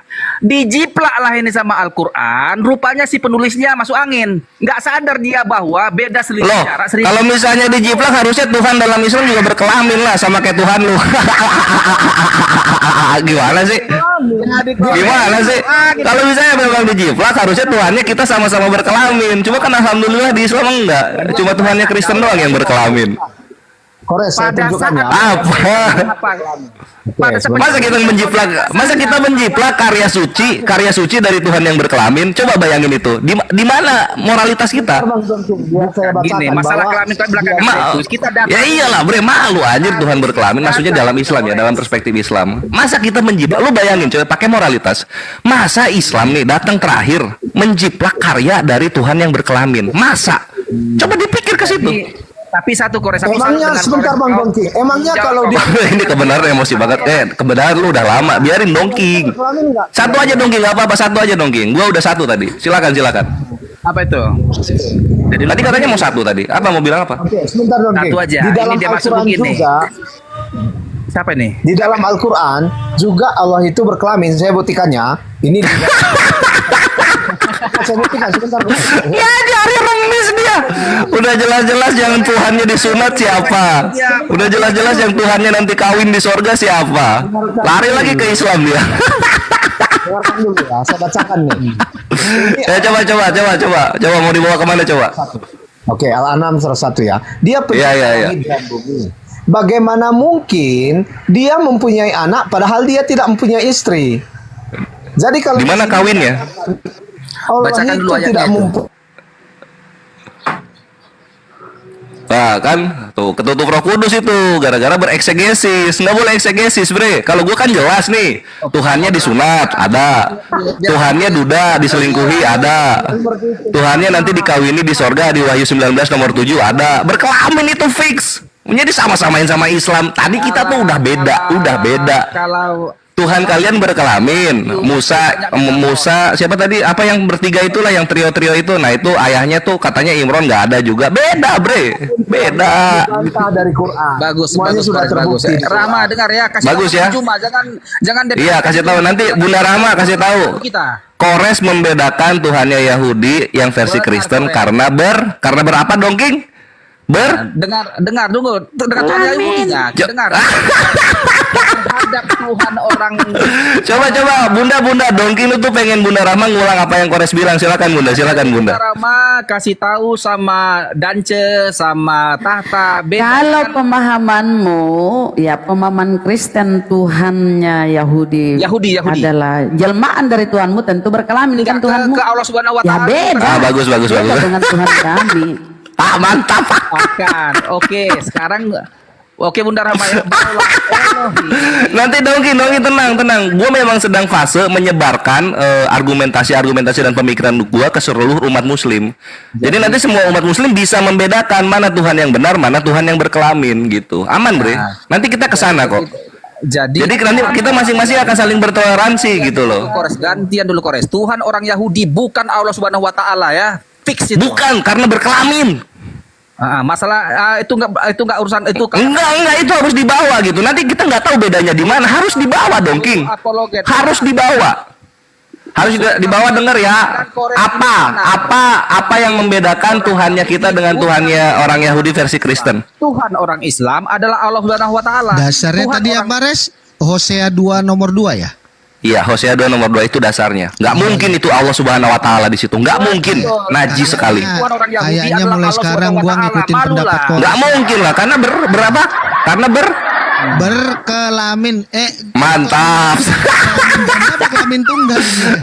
Mungkin Muslim itu cepet nangkep, Bre. Muslim itu cepet nangkep gitu loh. Jangan curi-curi Tuhan orang lah. Namanya kapling. Nggak mungkin aja ada kelaminnya. Gimana mau gua curi? Malu lah ada kelaminnya. Gimana mau gua curi? Tuhan orang Yahudi itu adalah Allah Subhanahu Wa Taala. Waduh, itu orang rabi-rabi Yahudi lu tampar-tamparin tuh, gampar-gamparin satu-satu tuh orang-orang Yahudi yang ngomong kayak gitu tuh. Intinya gitu, kalau dari gue mah simpel aja dong, Kin. Selama Tuhannya berkelamin, itu bukan Tuhannya Islam, bukan. Yang pernah aku tanya sama si Juma dengan si Tahta, dengan si Dance, nggak tahu malu. Nanti gue kasih tahu. Nanti Gurunda, Dance, Ustadz Tahta, nanti gue kasih tahu. Gurunda, kan kata mungkin itu Tuhannya orang Yahudi yang Kristen berkelamin. Kenapa kita sama-samain sama Tuhan kita? Gitu nanti. Aman itu, gampang itu. Gue beda. Lebih terhormat, Bre. Mantap betul. Anjir. Kebenaran lu dengerin, Dongkin mengakui Tuhannya berkelamin. Jangan lu marah-marah ke gua. Dongkin ini yang mengakui. Maksud Kores gini, Kores. Apalagi ini masih aja udah gua iyain. Nah, bantah. Udah gua iyain. Kita kan harus tahu bedanya di mana, kan gitu. Tuhannya Islam tidak terlihat, Tuhannya Kristen versi Yahudi tidak berkelamin. Kita kan harus tahu bedanya. Masih diulang-ulang gitu loh. Itu nggak bisa hilang kelaminnya itu. Itu fakta iman, gitu. Ada kelaminnya, fakta iman. Yang membedakan Allah dengan Tuhan-Tuhan yang lain adalah Tuhan yang lain itu berkelamin. Nah, itu. Itu simpel, Bre. Nah, sekarang gini kita, kalau misalnya mau disamain ya, ini umat ini kebenaran belum beres kebenaran. sabar. Sekarang gini kawan-kawan ya. Panas, kebenaran panas. Bayangin ini untuk kawan Kristen juga mungkin bisa mendengar ya, karena mewakili Dongkin. Ini Tuhan ada kelaminnya, fungsi kelamin ada di Tuhan itu apa? Apa yang diselamatkan dari kelaminnya Tuhan? Apa coba? Layak Tuhannya berkelamin lalu kelamin ini nggak ada fungsinya? Kalau misalnya seperti ini konsepnya, ini dalam Islam Al-A'raf 194 Allah berfirman, sesungguhnya berhala-berhala yang kamu sembah selain Allah adalah makhluk yang lemah yang serupa juga dengan kamu. Kelamin itu tanda kelemahan. Kelamin itu tanda kelemahan. Wah, diulang lagi, mantap. Kelamin itu tanda kelemahan. Tidak mungkin kelemahan ada di Tuhan, dan tidak mungkin Tuhan berkelamin dalam Islam kebenaran dan Dongking ya. Dalam Islam itu. Oke, Kores, gantian kita sebentar ya. Nggak usah gantian, kita udah sama loh. Beda Tuhannya ya. Sebentar. Ini kok masih nggak terima. Oke. Lukas 1 ayat 37. Sebentar, Kores. Lukas 1 ayat 37 berkata, sebab bagi Allah tidak ada yang mustahil. Kenapa? Semua orang mustahil Allah jadi manusia. Dengar. Malaikat berkata, sebab bagi Allah tidak ada mustahil. Allah bisa saja mau jadi manusia, mau jadi apa suka hati, karena dia memang maha Jadi kuasa. tai, jadi tai. Nah, untuk apa? Untuk apa Jadi tai. Kalau jadi apa saja bisa. Bisa jadi tai bisa? Jadi udah kuliah jadi apa saja. Iya, jawab dong. Jadi tai bisa? Tuhannya Kristen jadi tai bisa? Kau pun apa Kores bisa dibuat jadi tai kau? Bukan gua. Tuhannya Kristen jadi tai bisa? Kan nggak ada yang mustahil. Bahkan lebih dari itu. Kau dengan bapak. Dijawab. Tuhannya Kristen jadi tai bisa? Bisa. Kau jadi tai pun Konsisten. bisa. Bukan gua dongkin. Gimana sih? Jadi tai bisa? Dijawab. Kau sekeluarga pun bisa dibuat jadi tai. Tapi malu. Waduh, bukan gua dan keluarga gua. Tuhannya Kristen kan nggak ada yang mustahil dalam Tuhannya Kristen. Tuhannya Kristen jadi tai bisa? Jadi apa? Jadi apa saja?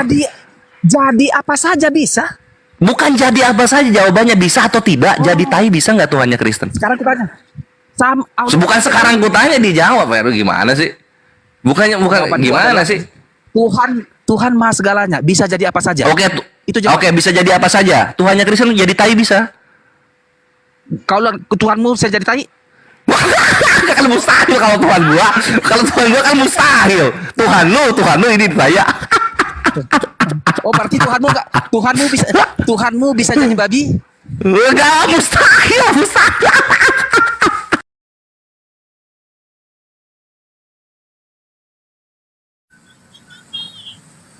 Mana tidak mulai baru kok. Tuhan tidak ada yang mustahil.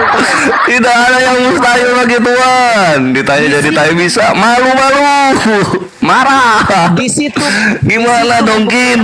Udah dongkin, kita kembali aja ke tema. Karena nanti lu malu sendiri gitu. Kalau semakin lu mengklaim Tuhan lu bisa apa saja, nanti diminta yang jelek-jelek, lu nanti emosi sendiri. Mending kita balik lagi ke temanya. Dan kita udah sepakat di tema itu bahwa Tuhannya Yahudi versi Kristen dan Kristen berbeda dengan Tuhannya Islam. Karena Tuhannya Islam tidak terlihat, sedangkan Tuhannya Kristen versi Yahudi dan Kristennya itu sendiri berkelamin. Beda jadi. Ketok palu ya. Sip. Udah gue kasih. Gak apa-apa, benar. Bukan nggak apa-apa. Iya, bangga dong. Kan beda. Bangga. Nggak apa-apa. Sudah tahu malu Gimana sih? Loget. Jangan kau sama-samakan Allah Subhanahu wa taala dengan Elohim, pantang. Malu. Betul, karena Elohim itu tidak ada sesuatu yang mustahil gitu. Ya dongking ya, nggak ada sesuatu yang mustahil. Apa aja bisa dia jadi, mantap. Bisa jadi apa saja, suka hati. Nah, untuk kawan-kawan Muslim, untuk menghargai Tuhannya Kristen yang bisa jadi apa saja ini, kalau ada tai kucing, hindari, takutnya itu. Jadi gitu. Ya, jaga-jaga. Oke. Nah, lanjut lagi. Jadi gitu ya. Lanjut apa? Udah beres. Apa mau dilanjut? Udah beres, kita udah sepakat. Apa lagi mau dilanjut? Mau Bunda Rama. Silakan Bunda Rama, silakan. Rama, dulu kau bilang Rama. Jangan nyari lawan baru dia Iwan. Gua terlalu pedes. Lanjut. Kenapa kau marah-marah? Santai kau udah setuju kan? Udah deal itu. Tuhanmu yang berkelamin dengan pemahaman Tuhan Yahudi sesuai pemahaman Kristen ya berkelamin, nggak beda loh, udah bener itu bang. Maksud gue gini, keluhan yang kita ambil ketuhanan orang Yahudi. Juma itu sering kali bilang jangan. Tuhanmu bukan Tuhan orang Yahudi, kurang asam itu. Kalau pemahaman dengar ya pasang kupingmu ya. Kalau pemahaman Yahudi dari pihak Yahudi ya, kamu dengar dulu lah biar kau pinter dikit. Kalau dari pemahaman Yahudi Tuhannya itu tidak ada yang serupa dengan dia, Tuhannya itu maha tinggi, maha suci. Ini pemahaman dari pihak Yahudi ya, Judaism yang tauhid ya, itu sama. Tapi kalau dari pemahaman sesuai dengan pemahaman Kristen mengenai ketuhanan Yahudi ya beda lah. Kalau menurut kau Tuhannya Yahudi berkelamin ya beda. Tapi kalau maha suci maha tinggi Allah Subhanahu wa taala sama dengan pemahaman Yahudi samalah. sama pula kata nggak tahu malu ini Bu. Apologi. Kalau dari perspektif pemahaman Yahudi, Judaism, Kan kalian dua. Oh. aduh ya Allah, memang kau kalau dari perspektif pemahaman Yahudi, Tuhannya maha tinggi, maha suci, maha kuasa, yaitu sama dengan pemahaman dalam Islam Allah Subhanahu wa taala, Allah yang maha suci dan maha tinggi. Ya. Tapi kalau pemahamanmu secara karesteng, dengar dulu. Tapi secara pemahamanmu secara karesteng, ya, memahami Tuhan itu berkelamin, berwujud jadi manusia, itu beda. Beda. Itu masalah dokter, tenang dulu. Udah di Aduh, nggak nyambung-nyambung. Udah deal tadi sama Kores, kok bahas lagi tuh. Saya tanya aja dulu, apakah Tuhan Yahudi sama pemahaman Tuhanan Yahudi sama dengan pemahaman Tuhanmu? jangan pemahaman pribadi yang sama tapi kau enak aja mau mengklaim-klaim pemahaman Yahudi sana. Apakah sama dengan pemahaman ketuhananmu dengan Yahudi? Sama atau beda? Perasaan salib sana diludahi, bro. Salib bagi Yahudi itu lambang kutukan, sementara bagi salib bagi Yahudi salib itu lambang kutukan, ya. Karena tertulis terkutuklah orang digantung pada kayu salib. Nah, diludahi di sana salib, sementara karesteng salib itu lambang keselamatan, jadi bedalah Bang. Kenapa dia kabur ya? Disebut salib itu lambang kutukan. Diludahi di sana di Yahudi. Mana sih? Lanjut. Mana dia kena ben ya? Dasar kuculuk kampret.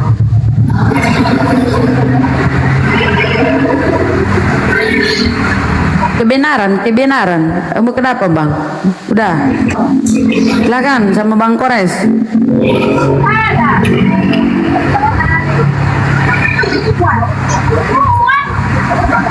Kebenaran ini penyesat ya, dari komal ke komal menyesatkan.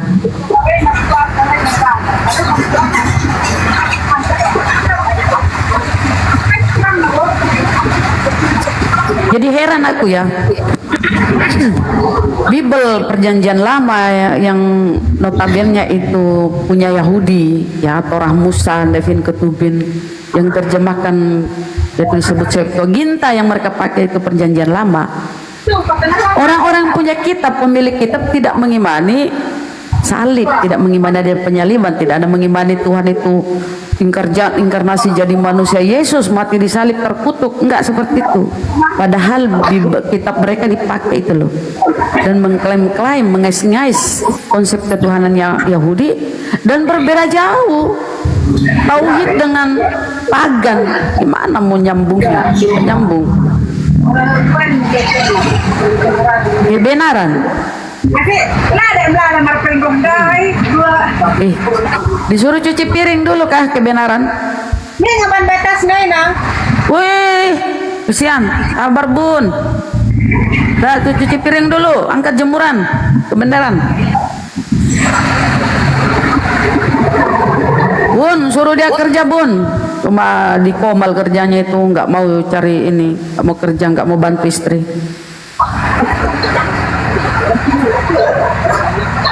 Dimarahi sama istrinya, kesian.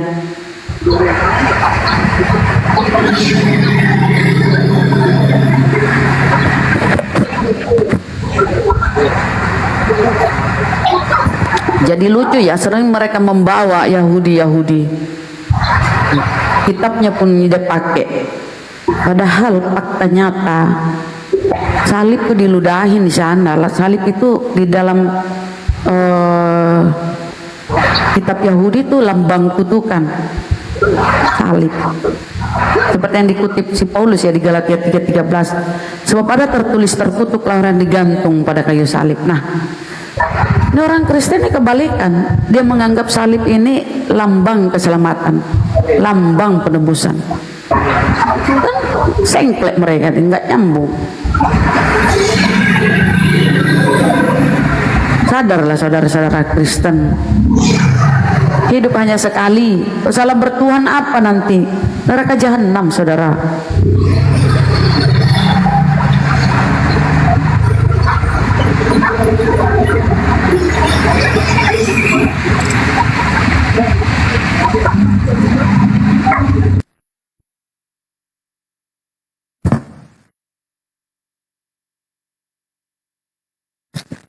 Bener.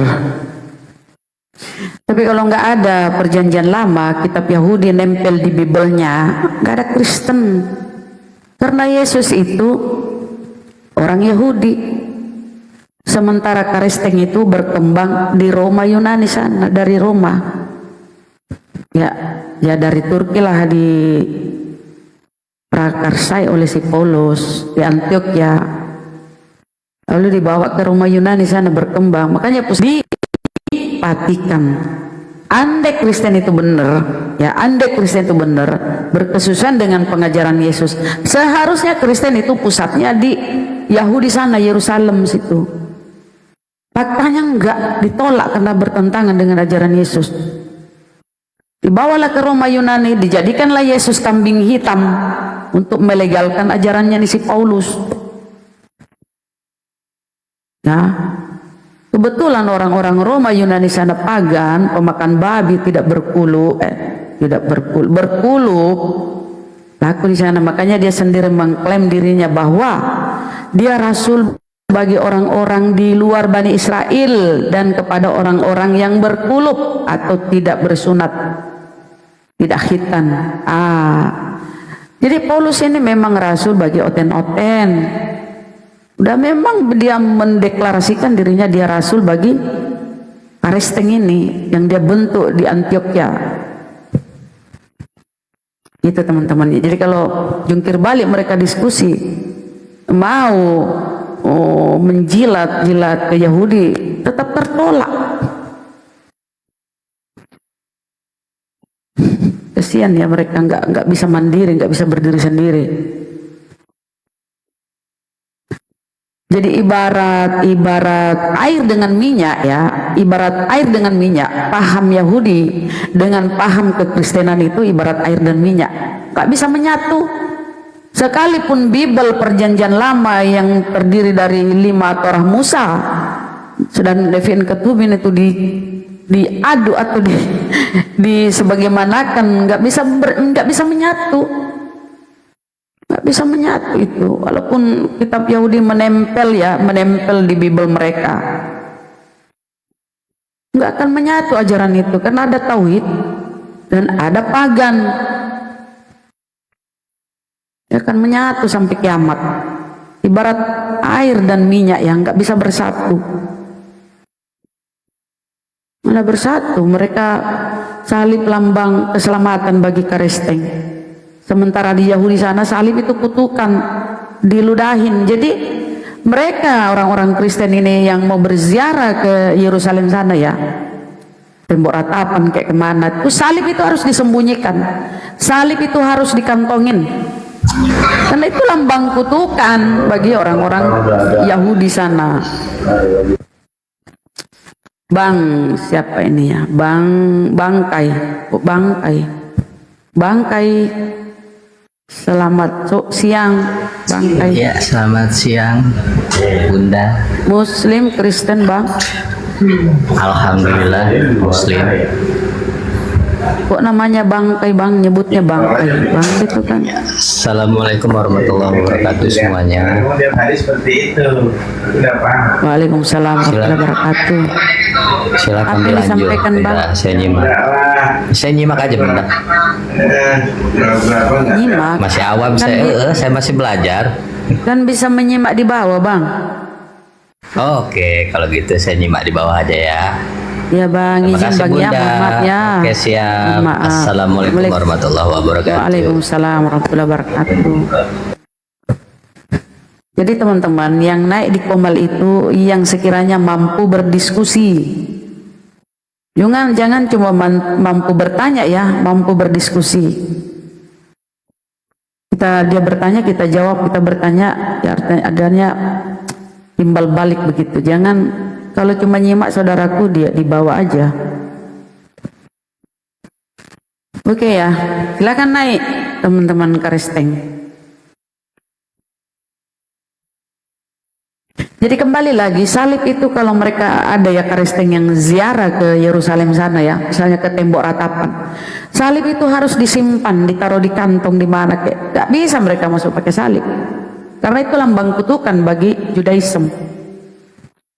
Kan orang disalib itu atau digantung itu adalah seseorang yang melakukan dosa besar. Nah, dan dikutuk oleh Tuhan. Itu yang dikutip oleh Paulus di Galatia 3:13 ya. Kristus telah menebus kita dari kutuk hukum Taurat dengan jalan menjadi kutuk. Karena kita sebab ada tertulis, terkutuklah orang digantung pada kayu salib. Ya, memang ada tertulis di Perjanjian Lama, di kitab Musa, Torah, bahwa orang-orang yang melakukan dosa besar yang sepadang dengan hukuman mati dan dia digantung, maka dia terkutuk. Kemet, selamat siang Kemet. Ya, Kemet, selamat siang. Muslim Kristen?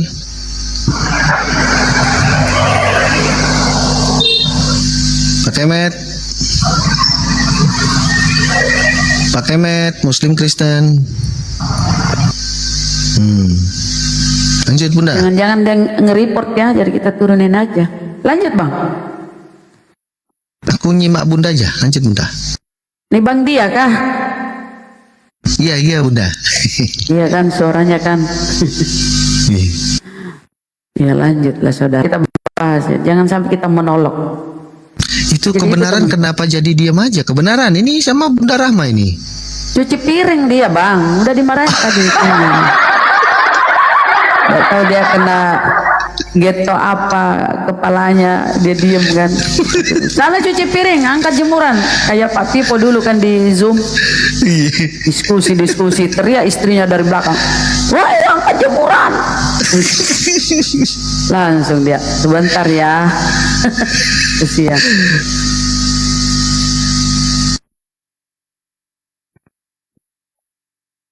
Ya benar ulangan tuh yang dikutip oleh si Paulus, terkutuk yang digantung. Jadi narasi-narasi di Bible itu sangat nggak masuk akal ya, maksudnya keimanannya itu loh bertolak belakang dengan apa yang ada di Bible itu sendiri.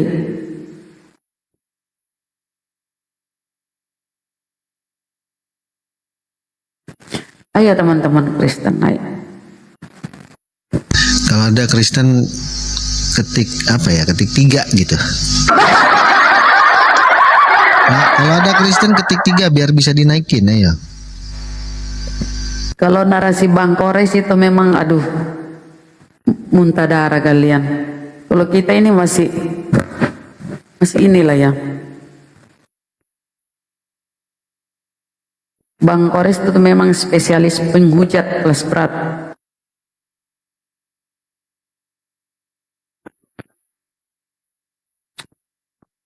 Siapa ini 3-3? Ya bikin permintaan aja Dev. Oh Kristen ini Dev. Ajukan permintaan, saya nggak bisa jambak nih, aneh updatean yang baru. Ya heran ya ini orang Kristen ya. Dia tulisan-tulisan Arab. Padahal Kristen itu kan dari Roma Yunani sana. Harusnya bangga lah kau dengan tulisan Yunani Koine, Yunani Grek. Itu harus bangga. Kenapa sih kau ini nggak percaya diri ya dengan ini ya? Dia muak ya dengan pagan-pagan ya kan. Roma Yunani itu kan identik dengan pagan. Si Dep ini contohnya ya. Pakai literasi tulisan Arab gitu. Padahal Kristen itu ya berasal dari Roma Yunani sana, Dep. Ya ini, selamat siang Dep. Banyak emoji aja. Ya emang buktikan kau kalau Kristen itu dari Arab. Loh, sejak kapan bahasa Arab itu milik Islam? Loh, Al-Quran kami itu berbahasa Arab. Nah, terus? Nabi kami orang Arab. Nah kau, Ya, si Paulus itu, Kristen itu tumbuh di Roma Yunani. Sekarang original Biblemu apa? Original Biblemu apa? Nggak gini loh, kau logika berpikirmu tuh jongkok banget gitu kalau menganggap bahasa Arab itu milik Islam. Jongkok banget itu. Ilmu bahasa Yunani, Theos, Kurios, Apostolos. Harus kau bangga itu. Ngapa kau jijik? Kenapa kau jijik? Kenapa kau jijik dengan original Bible-mu? Kenapa? Dia Kenapa kau pakai jijik? tulisan Arab. Barusan dia istighfar, astagfirullahalazim kata dia. Dia jijik ya. Harusnya dia pakai itu istilah-istilah Yunani sana. Kau jijik ya?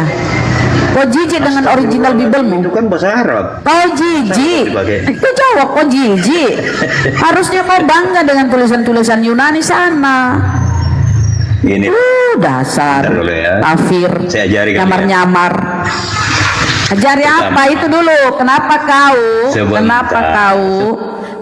kau jijik dengan original Bible-mu yang Yunani? Sadar diri ya, original Bible-mu Yunani, pagan sana. Sadar diri kau. Original Bible-mu Yunani koine. Bible-mu itu Yunani, bro. Apa sih kau ini? Malu dia dengan identitas dirinya ya. Malu kok dengan kekristenan. Islam ini nggak percaya Quran sih. Kenapa? Ini mulai udah cuci piring kau ya. Bang Kebenaran. Kebenaran ini ya, sekalipun dia blow on juga, tapi dia tidak ke Arab-Araban sana ya. Dia tetap bangga dengan Yunani itu loh. Tadi itu ya, orang-orang munafik, orang-orang menyamar, yang nyatanya Bible-nya itu bahasa Yunani, tapi memakai tulisan-tulisan Arab. Kau memang kafir berkamuflase ajaran Paulus, nyamar-nyamar, gak punya jati diri. Kau itu pagan, ya. Kristen itu tumbuh di Roma Yunani sana. Bible kalian, kodeks-kodeks kalian itu bahasa Yunani. Apa kau tidak bangga? Malu kau dengan Kristen? Gak punya jati diri kau. Lebih bagus sih kebenaran ini, walaupun sedikit on juga, tapi dia bangga dengan Yunani sana, Bible-nya. Kau ini nulis-nulis bahasa Arab pula. Dasar penyamar. Punya jati diri kau. Ini kenapa sih? Kau ditelepon lagi istrimu kebenaran. Apalagi belum angkat jemuran kah? Kenoten ini. Belagu kali kau kafir-kafir.